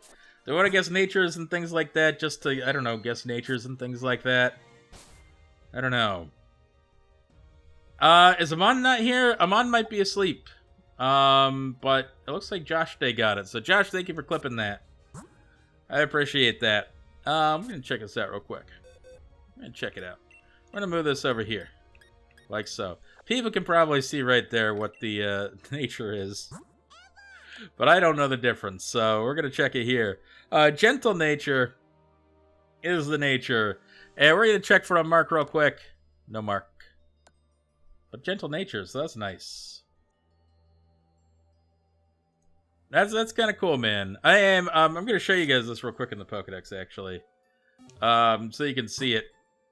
Much closer in. Josh, were you right? Oh, good. Perfect. Let's see. Pokedex. Actually do this Pokedex. Crown Tundra Pokedex. Somewhere around here there's Eevees. I don't know where. Oh, probably not here, though. Crown Tundra should have all the old Pokemon, too, right? Yes. Okay. Eevee, Eevee, Eevee, Eevee, Eevee, Eevee, Eevee. Gonna be very hard to miss because there should be like a lot of them. And yet, I don't see them. There we go. Found them. Nope, you're Obstagoon. Alright, Eevee. Shiny. I think this is the male Eevee. I don't know. No, that's big Eevee. That's male. That's shiny male. This is female. Shiny female. Okay, so, that's what I was going to show you. Is the little heart tail. Little heart tail. Looks gorgeous. Anyway, very happy to have it. She's adorable, man. I love this one. Ain't called a flower tail. No, I think it's a heart tail. Yeah. If you can see it, here's the female without, but you can see the pattern on it. It's like hearts, multiple hearts. But yeah, it looks nice. Reactive Raichu, yes, I can pay out for sure. I forgot about that part, that I was supposed to do that. And we'll start a new prediction real quick. Choose outcome, yes, shiny. Fairly happy about that. And then we'll do another prediction. Prediction. Start prediction. Will I get a shiny today? And we'll do this one for only 10 minutes, I think. Alright, that prediction is up. Anyway, happy to get that one. Still not the shiny Corvisquire that I desire. And so third phase on this hunt, but still nice to have. Lady Gray, oh man. Well, I hope it's over. Or are you still feeling the side effects of that? I mean, it sucks, but that's how you know the vaccine is working, so I hope you feel better real soon. Reactive Raichu, no worries, I appreciate that. Hopefully it works out. I hope we have to resolve it and resolve it in a positive manner, but we'll see, man. That's true, Kyle. Yeah, the Dale is getting much, much closer here. You're right about that. And Wesley, yeah, that's correct. So we got a Tyrant very early on, then a male Indeedee, and then this Eevee. So it's I don't know. I was kind of worried / hoping I was gonna get the female Eevee. Female Eevee again is not easy to hunt, honestly. Only 12.5%, and I'm not particularly using like Cute Charm or anything. Yes, Debbie, I just got a phase! Exclamation point phase. You can check it out. And E-Rock, actually, Tyrant was after only about 250 encounters, and it was actually Chip that got us the Tyrant. So that was that's two. But the Tyrant I gave away, but the Eevee and the Indeedee I'm keeping, man. That was I don't know. Those are two good shinies for my form decks, so I'm kind of happy with this. Thank you, Luke Thomas Games, for bringing your people over. How you guys doing? Thank you so much for the raid. Hope y'all are doing well. We just got a shiny on this hunt. We got a phase, a shiny phase. So if you type exclamation point phase, you can check it out. I got a shiny female Eevee, which has a different form nowadays than it did, you know, back in the day. Back, you know, even prior to this set of games. So happy to have it. Pokeboy, welcome, welcome, welcome, man. Appreciate you coming out. Hope everybody's having a good day, having a chill Easter. I can't believe this weekend is already over. I feel like I got a lot of work to do still. But I think we're going to have a new shiny video up this week. Working on that one right now. So we'll see how that goes. Where have all my Corvisquire gone? There we go. No, Burke, you can't have caps. You just can't have, like, 1 billion caps. You can have 15 capital letters. If you can't say what you want to say in 15 capital letters, I think you don't need to say it. That's the rule. That's my rule, anyway. So, Steggles, no, I don't. I mean, some people may take a long weekend. I don't take a long weekend on Easter. I've heard Easter Monday is a thing. And you know, I don't work in the federal government or the state government. So we don't get paid holidays necessarily.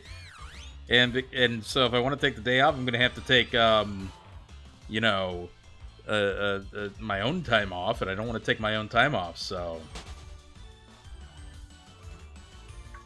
Reactive Raichu, I hope your weekend is over soon. If you know what I mean. Are you looking for something, or are you trying to ride out unemployment for a little bit?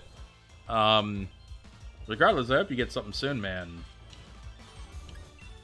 Well, honestly, no, I do get paid time off, but I want to use it on, like, you know, when I want to use it. I want to use it on my vacation, mostly, because I don't get an insane amount of paid time off. And I also, unfortunately, my paid time off and my sick leave are all kind of rolled into one. So if I have to take sick leave, which I had to take sick leave earlier this year for a couple of days, because I wasn't feeling great, then I have to take that out of my PTO, too. And I really want to take some vacation this year, so I'm going to wait for a while to take it. Ah, Reactive Raichu, gotcha. Well, there's, I think there's a database of work from home jobs somewhere. God, I saw it on Reddit, but I forgot what the site was. Anyway, I hope you get something good, man. Wesley used to give 3 weeks PTO and 2 weeks of sick leave. Wow. That's pretty good. I get 2 weeks of PTO and sick leave. All rolled into one. So that's all I get. It's not much. That's living in America. That's what we get. Man. Nephilim, maybe if you can get diagnosed with the autism, yeah. I mean, if you can show that the bipolar or the autism is, causing you to be unable to work, like if a doctor can say that, then yeah, I think you could get something, but, it's really not easy to get disability in this country, unfortunately. I think it should be a little easier, but you have to go through you basically have to get a lawyer nowadays, which is ridiculous. I think anybody should be able to file the paperwork and have some federal employee tell you whether or not you can get it. But the fact that you often have to get a lawyer to go through the process is ridiculous. Snowy Blizzard, Masuda Monday is gonna stay Masuda Monday for the time being, I think, until I hatch all my Masuda Method eggs. And then we'll look to switch over to Deoxys. Yeah. I do not find Masuda to be the best method for shinies, no. Masuda Method is very boring. It's tedious. Honestly, when you work out the time it takes to gather the eggs, hatch the eggs, what have you, versus the shiny rate isn't that much better, you know? So, yeah, it's not the easiest thing in the world. Oh, Wesley, okay. Well, I hope you get it, man. If anybody deserves it, I mean, somebody in a wheelchair probably deserves to have disability. You know. So, keep fighting, man. You're fighting the good fight there. In any case, the Blade, I think, yeah, it's got the highest shiny rates, but it takes so much longer. I mean, actually, technically not. Technically, Masuda Method plus Dynamax. Or, sorry, technically, Shiny Charm plus Dynamax has the higher rates. But, you know, it takes longer to do the Dynamax adventures. That's why it has higher shiny rates. It takes longer to hatch an egg than to get in a random encounter. That's why it has higher shiny rates. But if you even it all out across time versus length of encounter versus shiny rate, I think you'll find that it evens out pretty darn good, man. Blade, that is true, but if you accidentally do that, I think you can reset and it will be back. As long as you don't save after you do that. If you reset, it'll get you back to the point where you last saved, which should have been after you finished the Dynamax adventure, but before you accidentally removed the legendary from your list. So, oh. Wesley, your trajectory was looking up. It was going up, up, up. You've written yourself into a corner there. Hey, think about it though. You go to prison for a while. All right, you put your lottery winnings in the bank. Don't let anybody touch it, and then let that, you know, gain interest in a high yield, some kind of high yield hedge fund or whatever. And then you know, get out of prison. You got a shit ton of money left. So could be worse, I guess. Oh man. Reactive Raichu, what are the Gen 2 Mons in Sword and Shield? You need 40 left to complete Gen 2. God, I'd have to do them off the top of my head. I don't know if I can do that. There's actually not a whole lot of them. I know Heracross and Quillfish you've already done. Heracross, Quillfish, Dunsparce are definitely there. Sneasel and Delibird are there. That's true. God, really not a whole lot. There's Magby Elekid hanging around somewhere. I think all the babies are available. Is Snubble available? Snubble and Snubble and Grand Ball, are they available? Skarmory's there. Roselia is not Gen 2. Hoot Hoot is there. Yeah. Roselia is a Gen 3 Pokemon. The Bulldogs aren't there. Alright, that's what I thought. Anyway. Point being, there's a lot of them. There are a lot of them. But not all of them. I don't know if I can name all of them, unfortunately. If I had the list, I could go through and tell you. But I don't have the list in front of me. There is a Scizor Strong Spawn, that is true. T-Tar is there, Hitmontop is there, yeah, Espeon Umbreon for sure. A lot of the evolutions are there. The question is about all these base Pokemon, like... I can tell you what Pokemon aren't there. Mantine is there for sure. Yeah. Okay, I'm just going to pull up the list. I'm going to pull up the list, we're going to go through it real quick. Let's see. List of Pokemon. What is in this game? National Dex number. Go down to Generation 2. Like so. Alright, so the starters aren't there. Centrofur not there. So Hoot Hoot, Noctowl are there. Crobat is there. Well, I think the Zubat is there, but you have to evolve it. I think it's there. I think it's in the Crown Tundra. For sure. Let's see. Chinchou Lantern are there. Natuzatu. Togepi Togetic. Marill Azumarill. Sudowoodo. Politoed. Apom? I don't think Apom's there. Wooper Quagsire. Espeon Umbreon. Slowking. Wobbuffet. Dunsparce. Steelix. Shut up.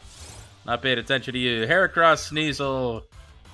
Swinub, Piloswine, Corsola. Delibird, Mantine, Skarmory. Kingdra. Not those. Tyro, Hitmontop. Elekid, Magby, Miltank, Blissey.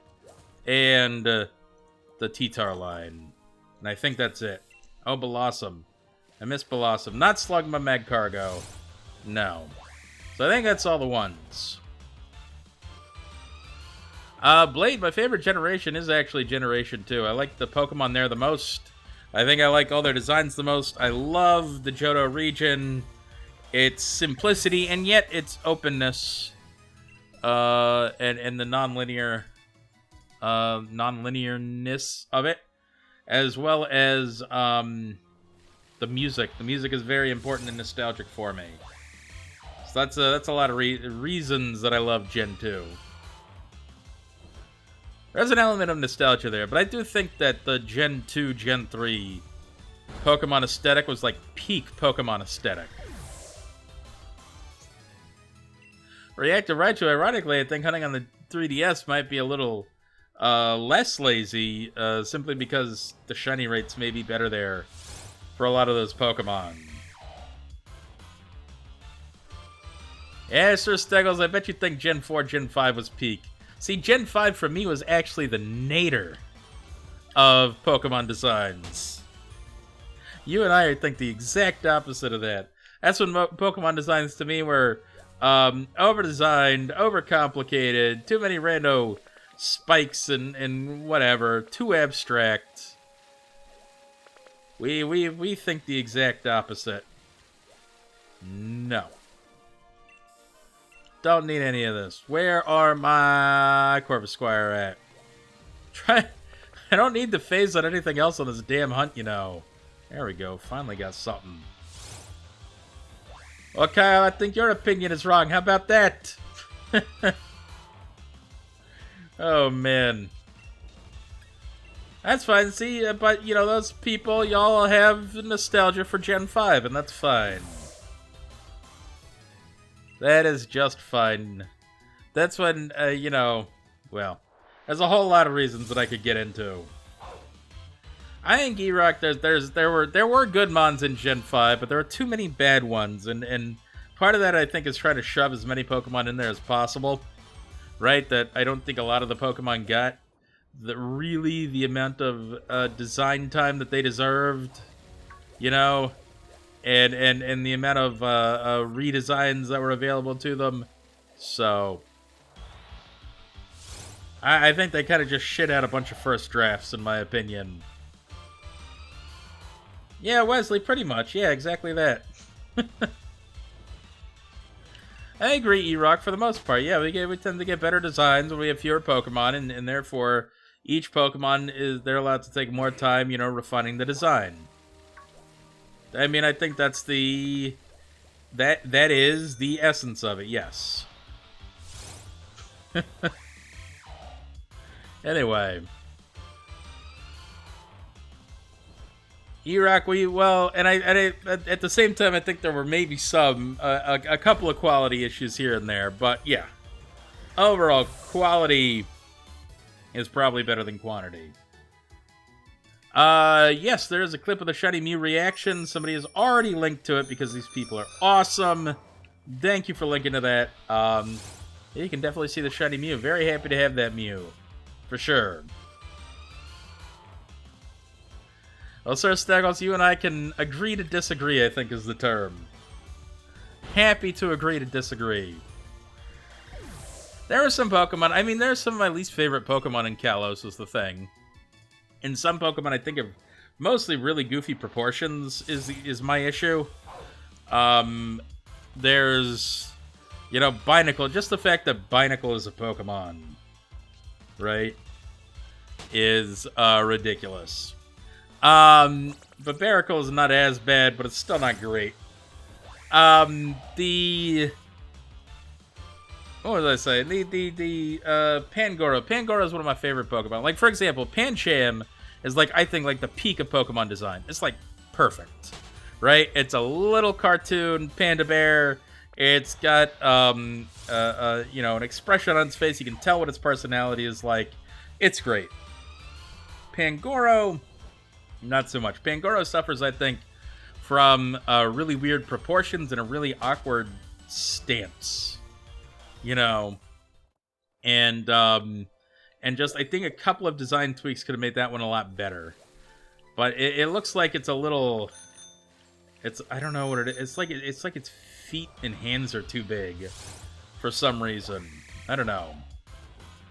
I actually like Aromatisse, as a matter of fact. Aromatisse I'm surprisingly fine with.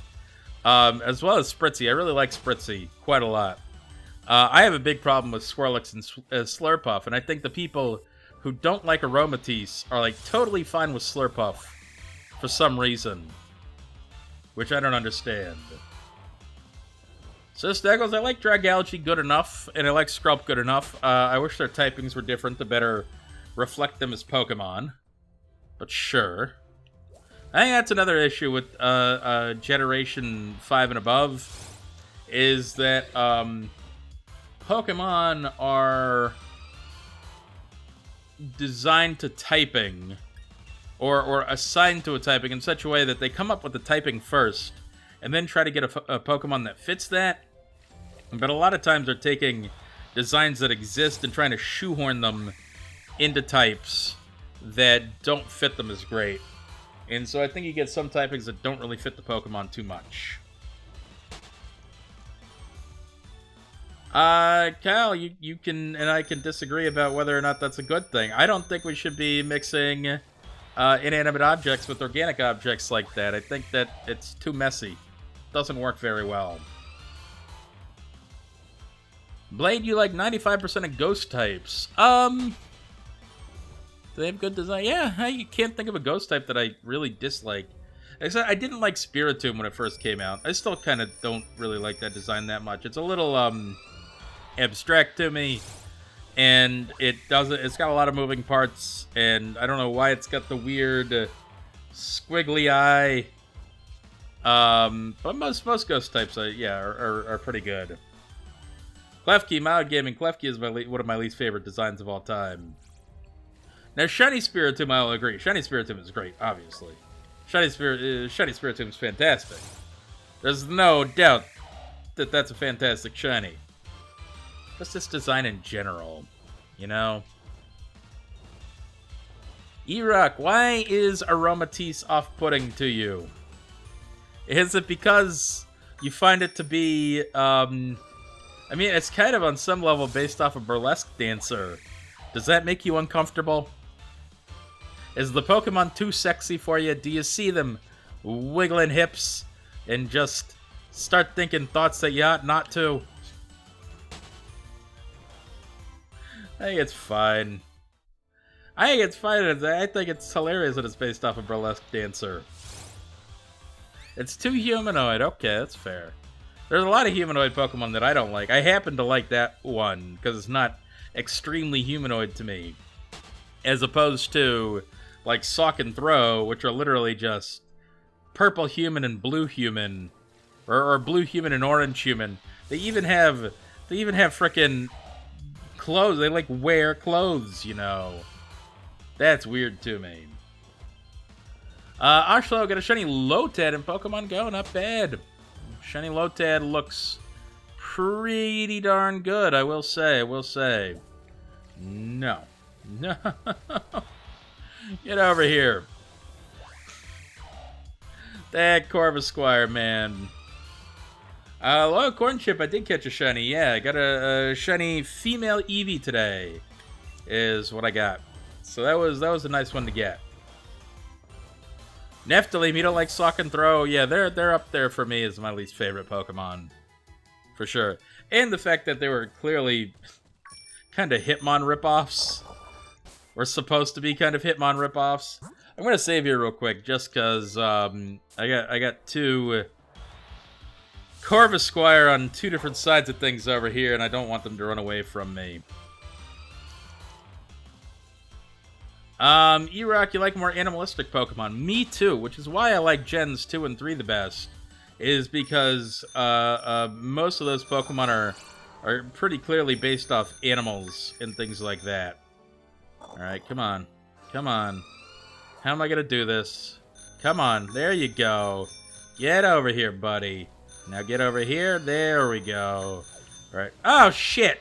Fucker despawned on me anyway. What a douchebag. Now I've gotta reset and go back. Oh my god.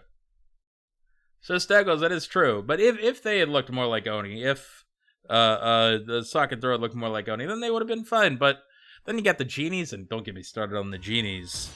Genies are a copy and paste job right there. Those Genies are what might as well be considered forms nowadays. To most other Pokemon. Regardless. They had to change because they looked too much like the Genies. Which says Steggles, yeah, Red and Blue Oni, fine. If that's a Japanese story, great. But then they changed them to not be that. That's true, Sir Steggles. The Therian forms are great. I can't deny that. I like the Therian forms quite a lot. But the original forms are not Oh, the incarnate forms are not great. Reactive Raichu, I do not know. The hunts are not being kind to you, however.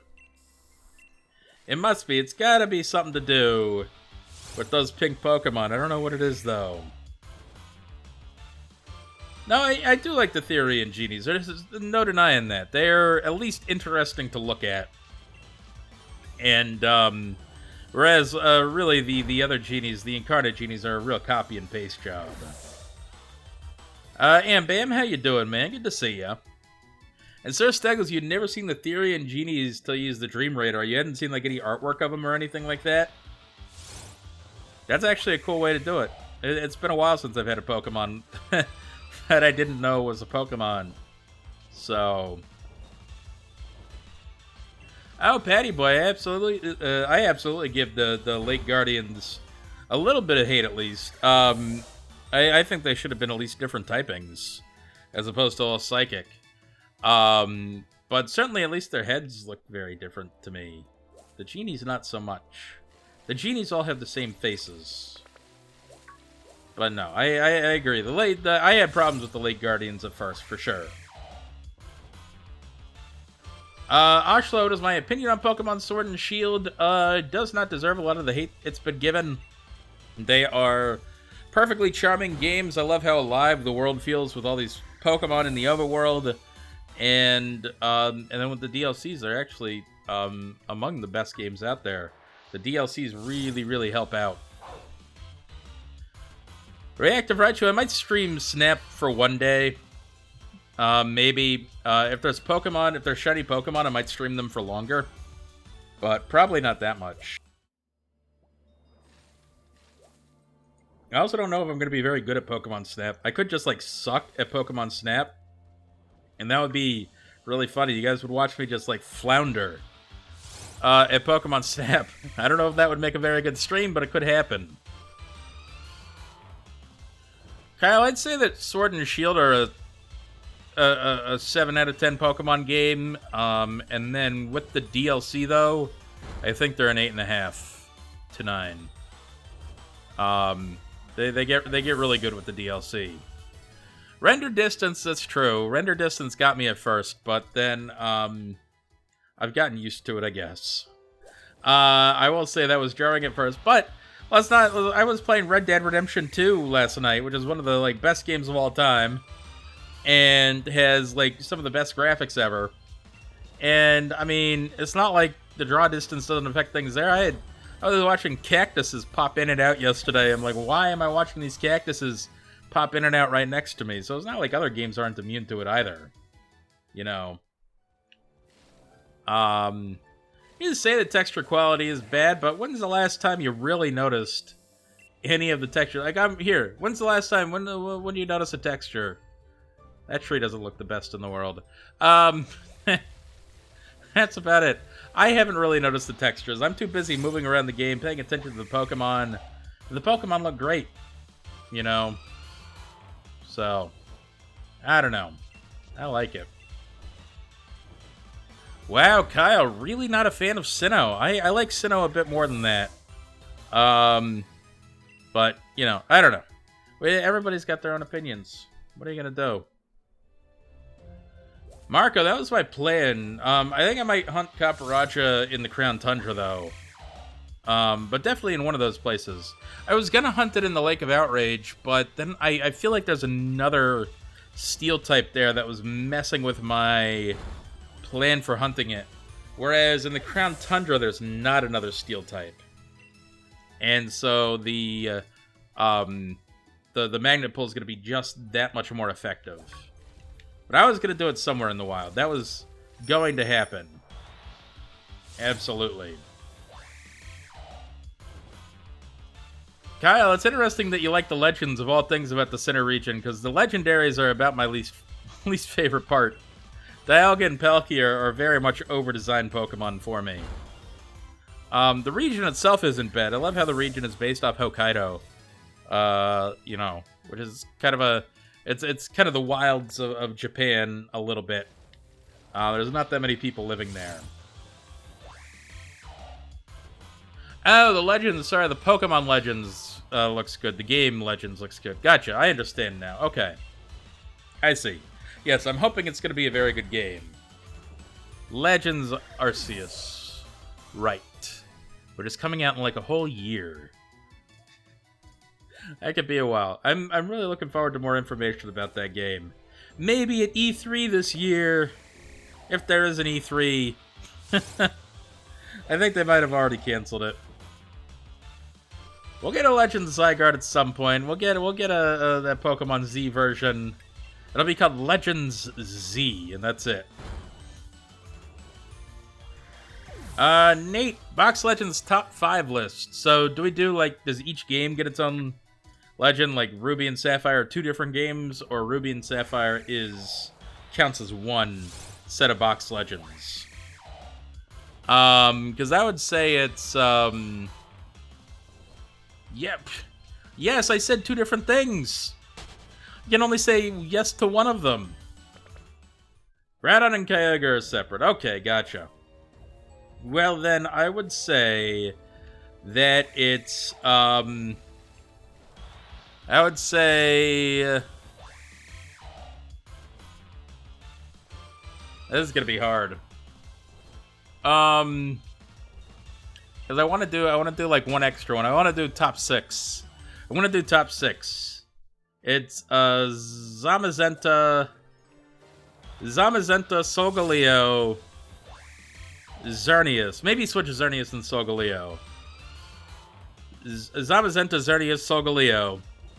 Then Groudon, Kyogre, Lugia, Ho-Oh. And Lugia, Ho-Oh are the top 2. So starting at the bottom, Zamazenta, Xerneas, Solgaleo. Then getting into good ones, Groudon, then Kyogre, then Lugia, and then Ho is number 1. Alright, Rayquaza's not really a box legend. I guess it had Emerald. But not Yveltal, no. Yveltal's a terrible, terrible Pokemon design in my opinion. Dislike, harsh dislike on that one. Reggie Jones, Bisharp will be an issue at the Lake of Outrage, because not only will the Steel type mess with things, but also it runs after you, which I don't like. So... I didn't realize we could include side games or third versions. Then obviously, yeah, Rayquaza's up there. Above either Groudon or Kyogre. But not as good as Lugia or Ho-Oh. Lugia and Ho-Oh are still the best. Yeah. That's the way I'd put it. Giratina might be up there, but it would be towards the lower end of the list. It might be above Xerneas, but not above Solgaleo. It's good, but it's not... I really like Solgaleo, like, a lot. I think it got done a little dirty. It didn't get nearly enough to do for how frickin' cool it looks. It's a big steel lion thing. What's not to like? It's like the color of the sun. I don't know. I like it a lot. Would you not? Could you not do exactly this? There we go. Blade, you're doing the hunt right now for Bisharp. Bisharp. Do you not like Lugia's shiny? Lugia's got like a all-time great shiny. Are you kidding me? Love Lugia's shiny. I love the kind of burnt red color that it gets on the highlights. I like the slight cyan tinge to the skin. I mean, it's got that big pink belly. Lugia is one of the all-time greats. Love it. You love the Necrozma Solgaleo forms. They don't like that all that much because that is an experiment in over-design.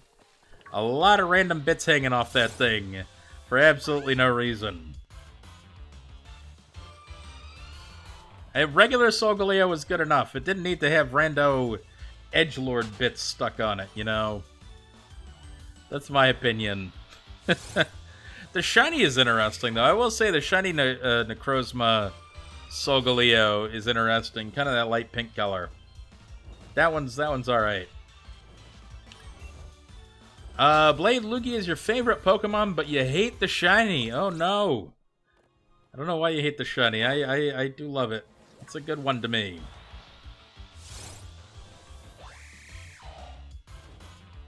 Well, Kyle, I actually have a lot of love for the Gen 1 games, and I think people that say Gen 1 is a very bad generation, right, are like talking about like the fact that original Gen 1, like OG Gen 1 was very buggy, and not very buggy, but I mean had some bugs to it. A lot that you wouldn't necessarily notice on a normal playthrough. It's got the nice... It's got a sheen on the outside, but the code is all jumbled underneath. Right? But unless you do specific things, you're never going to notice it in a normal playthrough. People don't like the speed of the game, whatever. Right? But those same people aren't acknowledging that, you know, that Fire Red, Leaf Green are like fantastic games when they fixed all that stuff that they didn't like. And I, you know... I think people sleep on Gen 1 a little bit. And plus, Gen 1 was the OG is the other thing. Gen 1 was the first Pokemon game to try anything. None of this would exist without Gen 1. You at least have to give it that. You at least have to give it how influential it was. You know what I'm saying? Wesley, yeah, every Pokemon game does have bugs. Gen 1 bugs were... There were just some features that were supposed to work one way and, like, totally worked the wrong way. Like, Focus Energy is a good example. Focus Energy was, like, supposed to, you know, increase critical hit ratio, but somehow made the critical hit ratio go down to, like, 0. Or something like that. They just coded it wrong. And people see that as like, oh, the game is so buggy, it's game-breaking, you know, whatever. So, we're just kind of dumb. Not giving Gen 1 its proper cred for what it did. You know? That's all. Patty Boy, you replayed Gen 1 Kanto last year. You've had a new appreciation for the generation. Even if the Gen 3 remakes are better. There you go. Like I said, they're charming little games. They're not like... There's nothing game-breaking within them. But if you look closely, then the phrase start to become apparent. And that's fine. It's a group of guys that had no idea what the hell they were doing. Somehow pulled off one of the greatest and most enduring, media franchises of all time. So... Ashla, what time is it right now? It is 7:45 in the PM. And I'm feeling good. I'm having a good time. Hopefully gonna get another shiny today. And hopefully that shiny is a Corvisquire this time, damn it. Anyway. Nate, you like that? You like the pilot voice? You can do it better, you gotta go. It is 7:45 in the PM. We are touching down in Raleigh, Durham. The temperature outside is 65 degrees. Thank you for flying with us here on Delta Airlines. Enjoy the rest of your flight. There it is. That's my pilot impression. It could have been better. I thought it was okay. I think I've got that.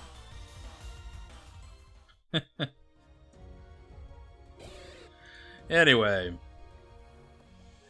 Nate, yeah, right? I've flown enough times. I know what these people sound like. Why Delta? Because I keep flying on Delta for some reason. Delta is the one airline that hasn't, like, royally fucked me over. And I know that a lot of people have had bad experiences with Delta, but I have had bad experiences with every other freaking airline except Delta. And maybe it's a matter of time for Delta to just royally just screw me, but I don't know. I'm never flying American or United again, so there you go. E-Rock, no, I'm not hiding a fact that I'm a voice actor. I'm not a voice actor, so if I was a voice actor, all I could do was be a pilot. I'm typecast already. I'll just play a pilot in whatever the hell you want me to be a pilot in. Debbie, I'm not going to do it in British because it would be I would be so bad at it. I don't know what a British pilot sounds like. I probably have a British pilot voice. You know. Done it, girl. Your ground. Oh, brother. Brother is very different from ground. Your brother is learning to be a pilot. That's great. I know my Theo's brother is a pilot, and it's a very tough world to get into.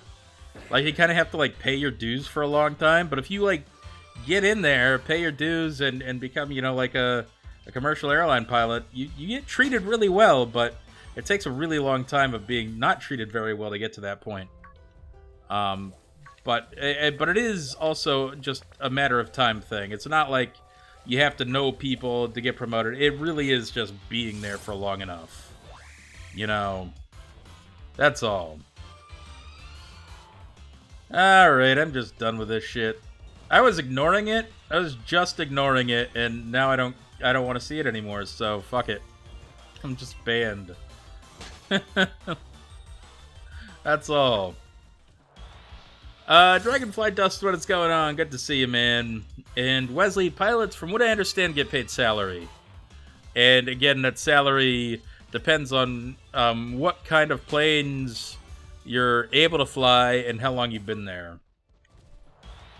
That's pretty much it.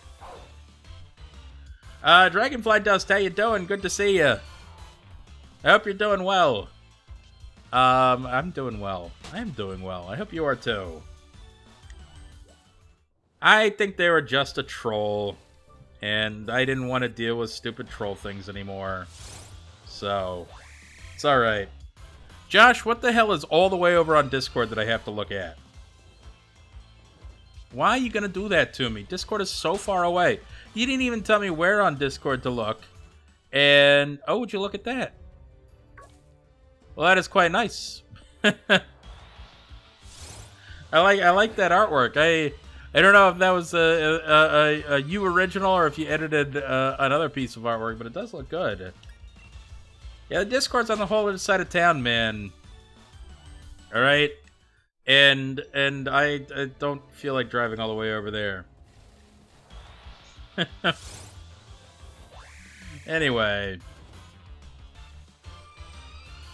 yeah, Elite Spectrum. I think that was just a troll, probably a 13-year-old, and probably hasn't even had their voice change yet. And so I just ignored it. I just ignored it. That's all. Well, it doesn't even matter. Anyway, Josh, maybe, yeah, maybe. We'll see. I do want to credit the original artist though, if possible. But it does look. I like the idea. I like Shiny Torchic quite a lot. Patty boy, how many secondhand Switches are on frickin' Facebook Marketplace? I've been thinking of buying a second Switch, and then but then I would have to sell it in order to get the Switch Pro whenever that comes out. So I'm either just gonna wait to get the Switch Pro, or something, and I haven't decided yet. And I don't want to sell it. If I buy it, I don't want to have to go through the trouble of selling it, and I wouldn't get full price for it, and because of course I wouldn't, because it's used at that point. So I don't know if it's really worth it, you know. Nate, why a second Switch? Partially to be able to double hunt stuff. It's one thing. The other thing is to be able to and the real reason is mostly so that I can do Let's Go hunting, where I have to keep the game on for a really long time, because I'm gonna be hunting the legendary birds at some point. And I have to keep the game on the entire time if I'm hunting the legendary birds. So it's mostly for my Let's Go hunting that I want to do. And then there could be double hunting when and if the there's the Let's Go Arceus game comes out or whatever, and there's shiny hunting in that. I don't know. There's things. There's things that I've thought about doing. Oh, Sir Steggles, well, that's not bad. If you already had the, you already had a refund, that works. For sure. Oh, yeah, Wesley, oh, sure. Well, should I, like, frickin' sign it before I get it, give it over to them? What do I do? Hey, keep a hold of this kid. It's gonna be worth a lot of money sometime in the future. Yeah, right. That's a little bit of vanity, don't you think? Timing is correct, yeah. You can hunt the shiny legendary birds in the wild of Sword and Shield. In fact, somebody on the shiny Pokemon subreddit just did it. And got a shiny Zapdos. And so I'd be hoping to do the same thing. Yeah. Josh, that would be great. I'd also like to know just who had done the original art, because I'm not sure who had done it. But that would be great. Yeah. Patty Boy, you want it because it's annoying to trade Pokemon with your friends from America. That's a good point. I would also be able to trade with myself, which is a big deal, especially for Let's Go, because I'd be able to evolve all my Let's Go Pokemon, which I really want to do. No. Ah, jeez, I'm gonna get caught by the dog. Ah, jeez. Wow, that was harder than it needed to be. These frickin' repels, man, they feel like they don't last very long. Oh, Wesley, yeah, frickin' I bet. Yeah, if somebody had told me to just, like keep a hold of all my random Pokemon shit over the years and, like, not just shove them in a drawer and let them, you know, degrade in quality, I would have so much money on my hands. Nate, yeah, somebody pinged me on Discord. It's okay. I asked them to do it. It's all good. I think that's Josh trying to ping me about the artwork, I think.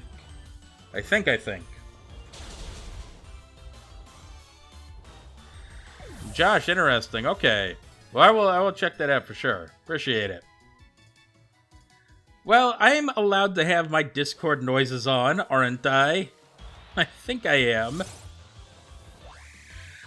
You guys have all your Discord noises on. Why can't I have my Discord noises on? It's not my fault that people ping me during a stream. It's just something that happens. It's there. What am I supposed to do with it? Unprofessional. Oh, yeah, look at me. Mr. Unprofessional Streamer over here. Mr. Why?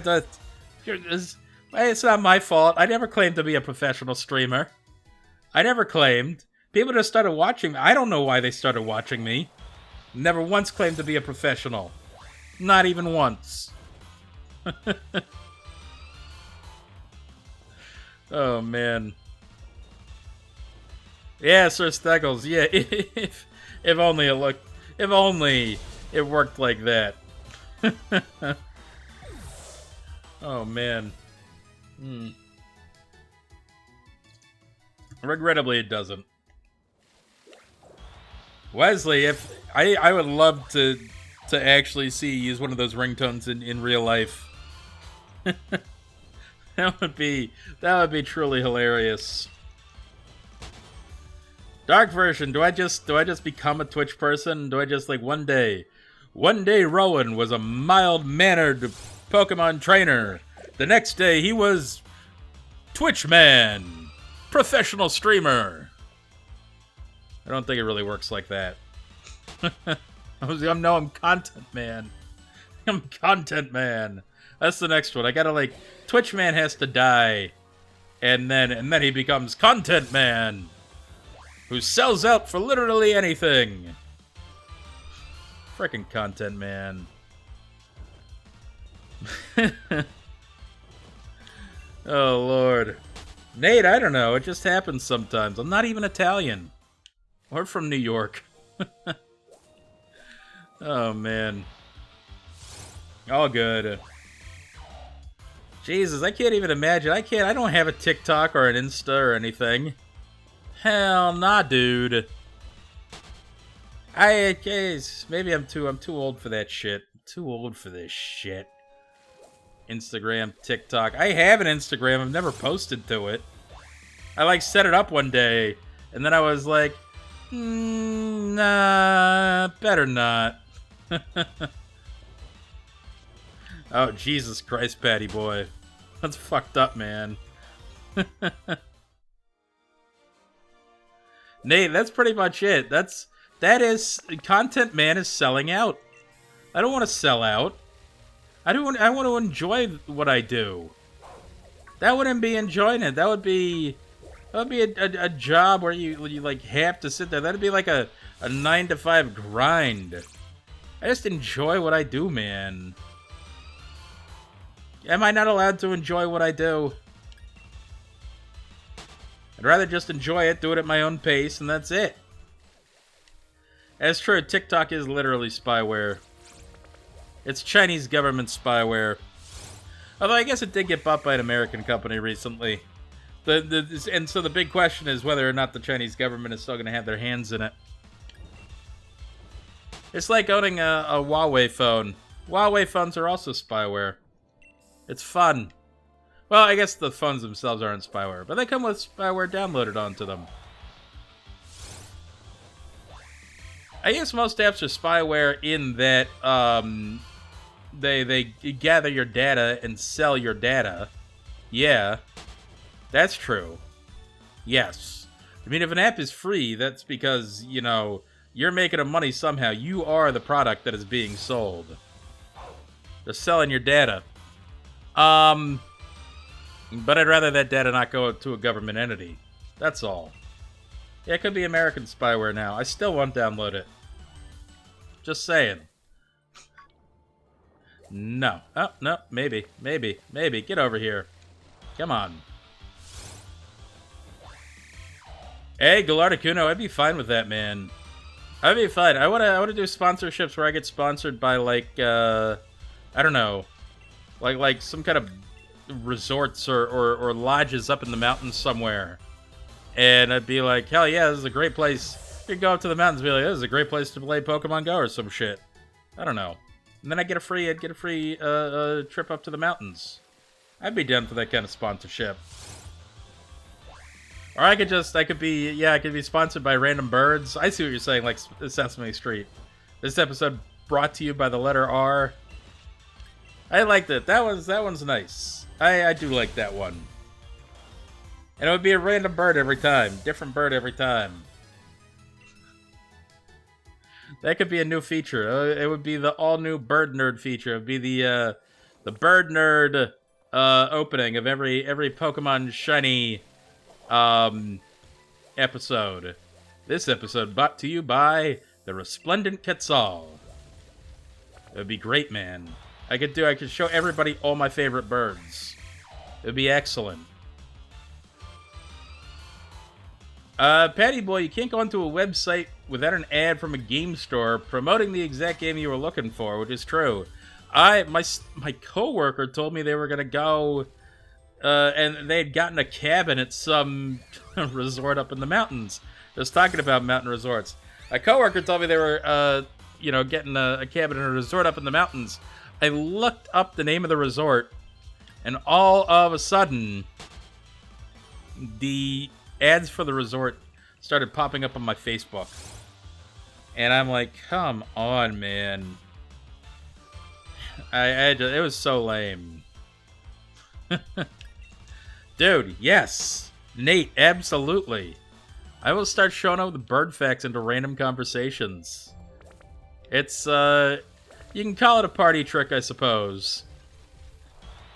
I don't know how much of a trick it is. Oh, man. No, you get over here. Get over here.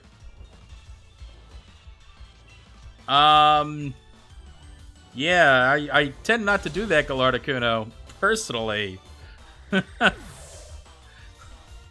I've never had that problem before, is all I'm saying. Dark Version, you were talking about dog with a friend. You got dog food ads, and you don't even own a frickin' dog. I know, they listen to you. They frickin' listen to you, man. It's ridiculous. They listen to what you talk about. I don't like it. Nate, the party trick should be all the people get away from me as fast as possible. That, yeah, that's one example. Internal Screeching, thank you for the sub. But my facts actually tend to be very interesting. I think they're interesting. I think other people think they're interesting too. So it is actually a pretty good party trick, where you can like ask me a question about any subject, and I can give you an interesting fact about that subject. Internal Screeching, I would love if this thing would frickin' shine right away here. It would be nice. Single Roach, thank you for the follow, man. Appreciate you coming out. Yeah. I don't know. If somebody gives me a random subject, I'll tell you a fact. A fact about that random subject. I'll see what I can do. Wesley, your previous comment. Wait, what's your previous comment? Your previous comment. How far do I have to scroll up for it? For some reason, oh, there it is. Every fiber of your being wants me to be a coffin manufacturer. The Stone Charter was shiny, then it died from an accidental KO. That's why you need the Kangas Kid Coffin 3000. Complete with authentic Kangas Kid imagery. What can I do here? Nate, you want a rhino fact? Rhino fact is that ancient peoples legitimately thought that rhinoceroses were covered in steel plates, when in reality they had been looking at the Indian rhino, which is instead covered with big kind of splotches of thick skin. So, but people had literally thought that rhinoceri were made out of iron and steel and things like that. Anyway, point being, this is actually my stopping point. I gotta get to a thing. I'm so sorry. However, this right here, elephant fact. There are 2 species of elephant living in Africa. Most people only think there's 1. There's actually 2. There's the African bush elephant and the forest elephant, which is smaller, has thinner tusks, and is actually featured in a David Attenborough documentary. I'm trying to find somebody to raid. Is there anybody to raid? What is this person doing? What is this person doing? This person is doing this. Guys, I want you to go show this streamer some love with the message, Kangas Kid 18 sends over the Kangas crew. Just like that. Thank you guys for coming out today, and as always, we're going to see you on the next Shiny.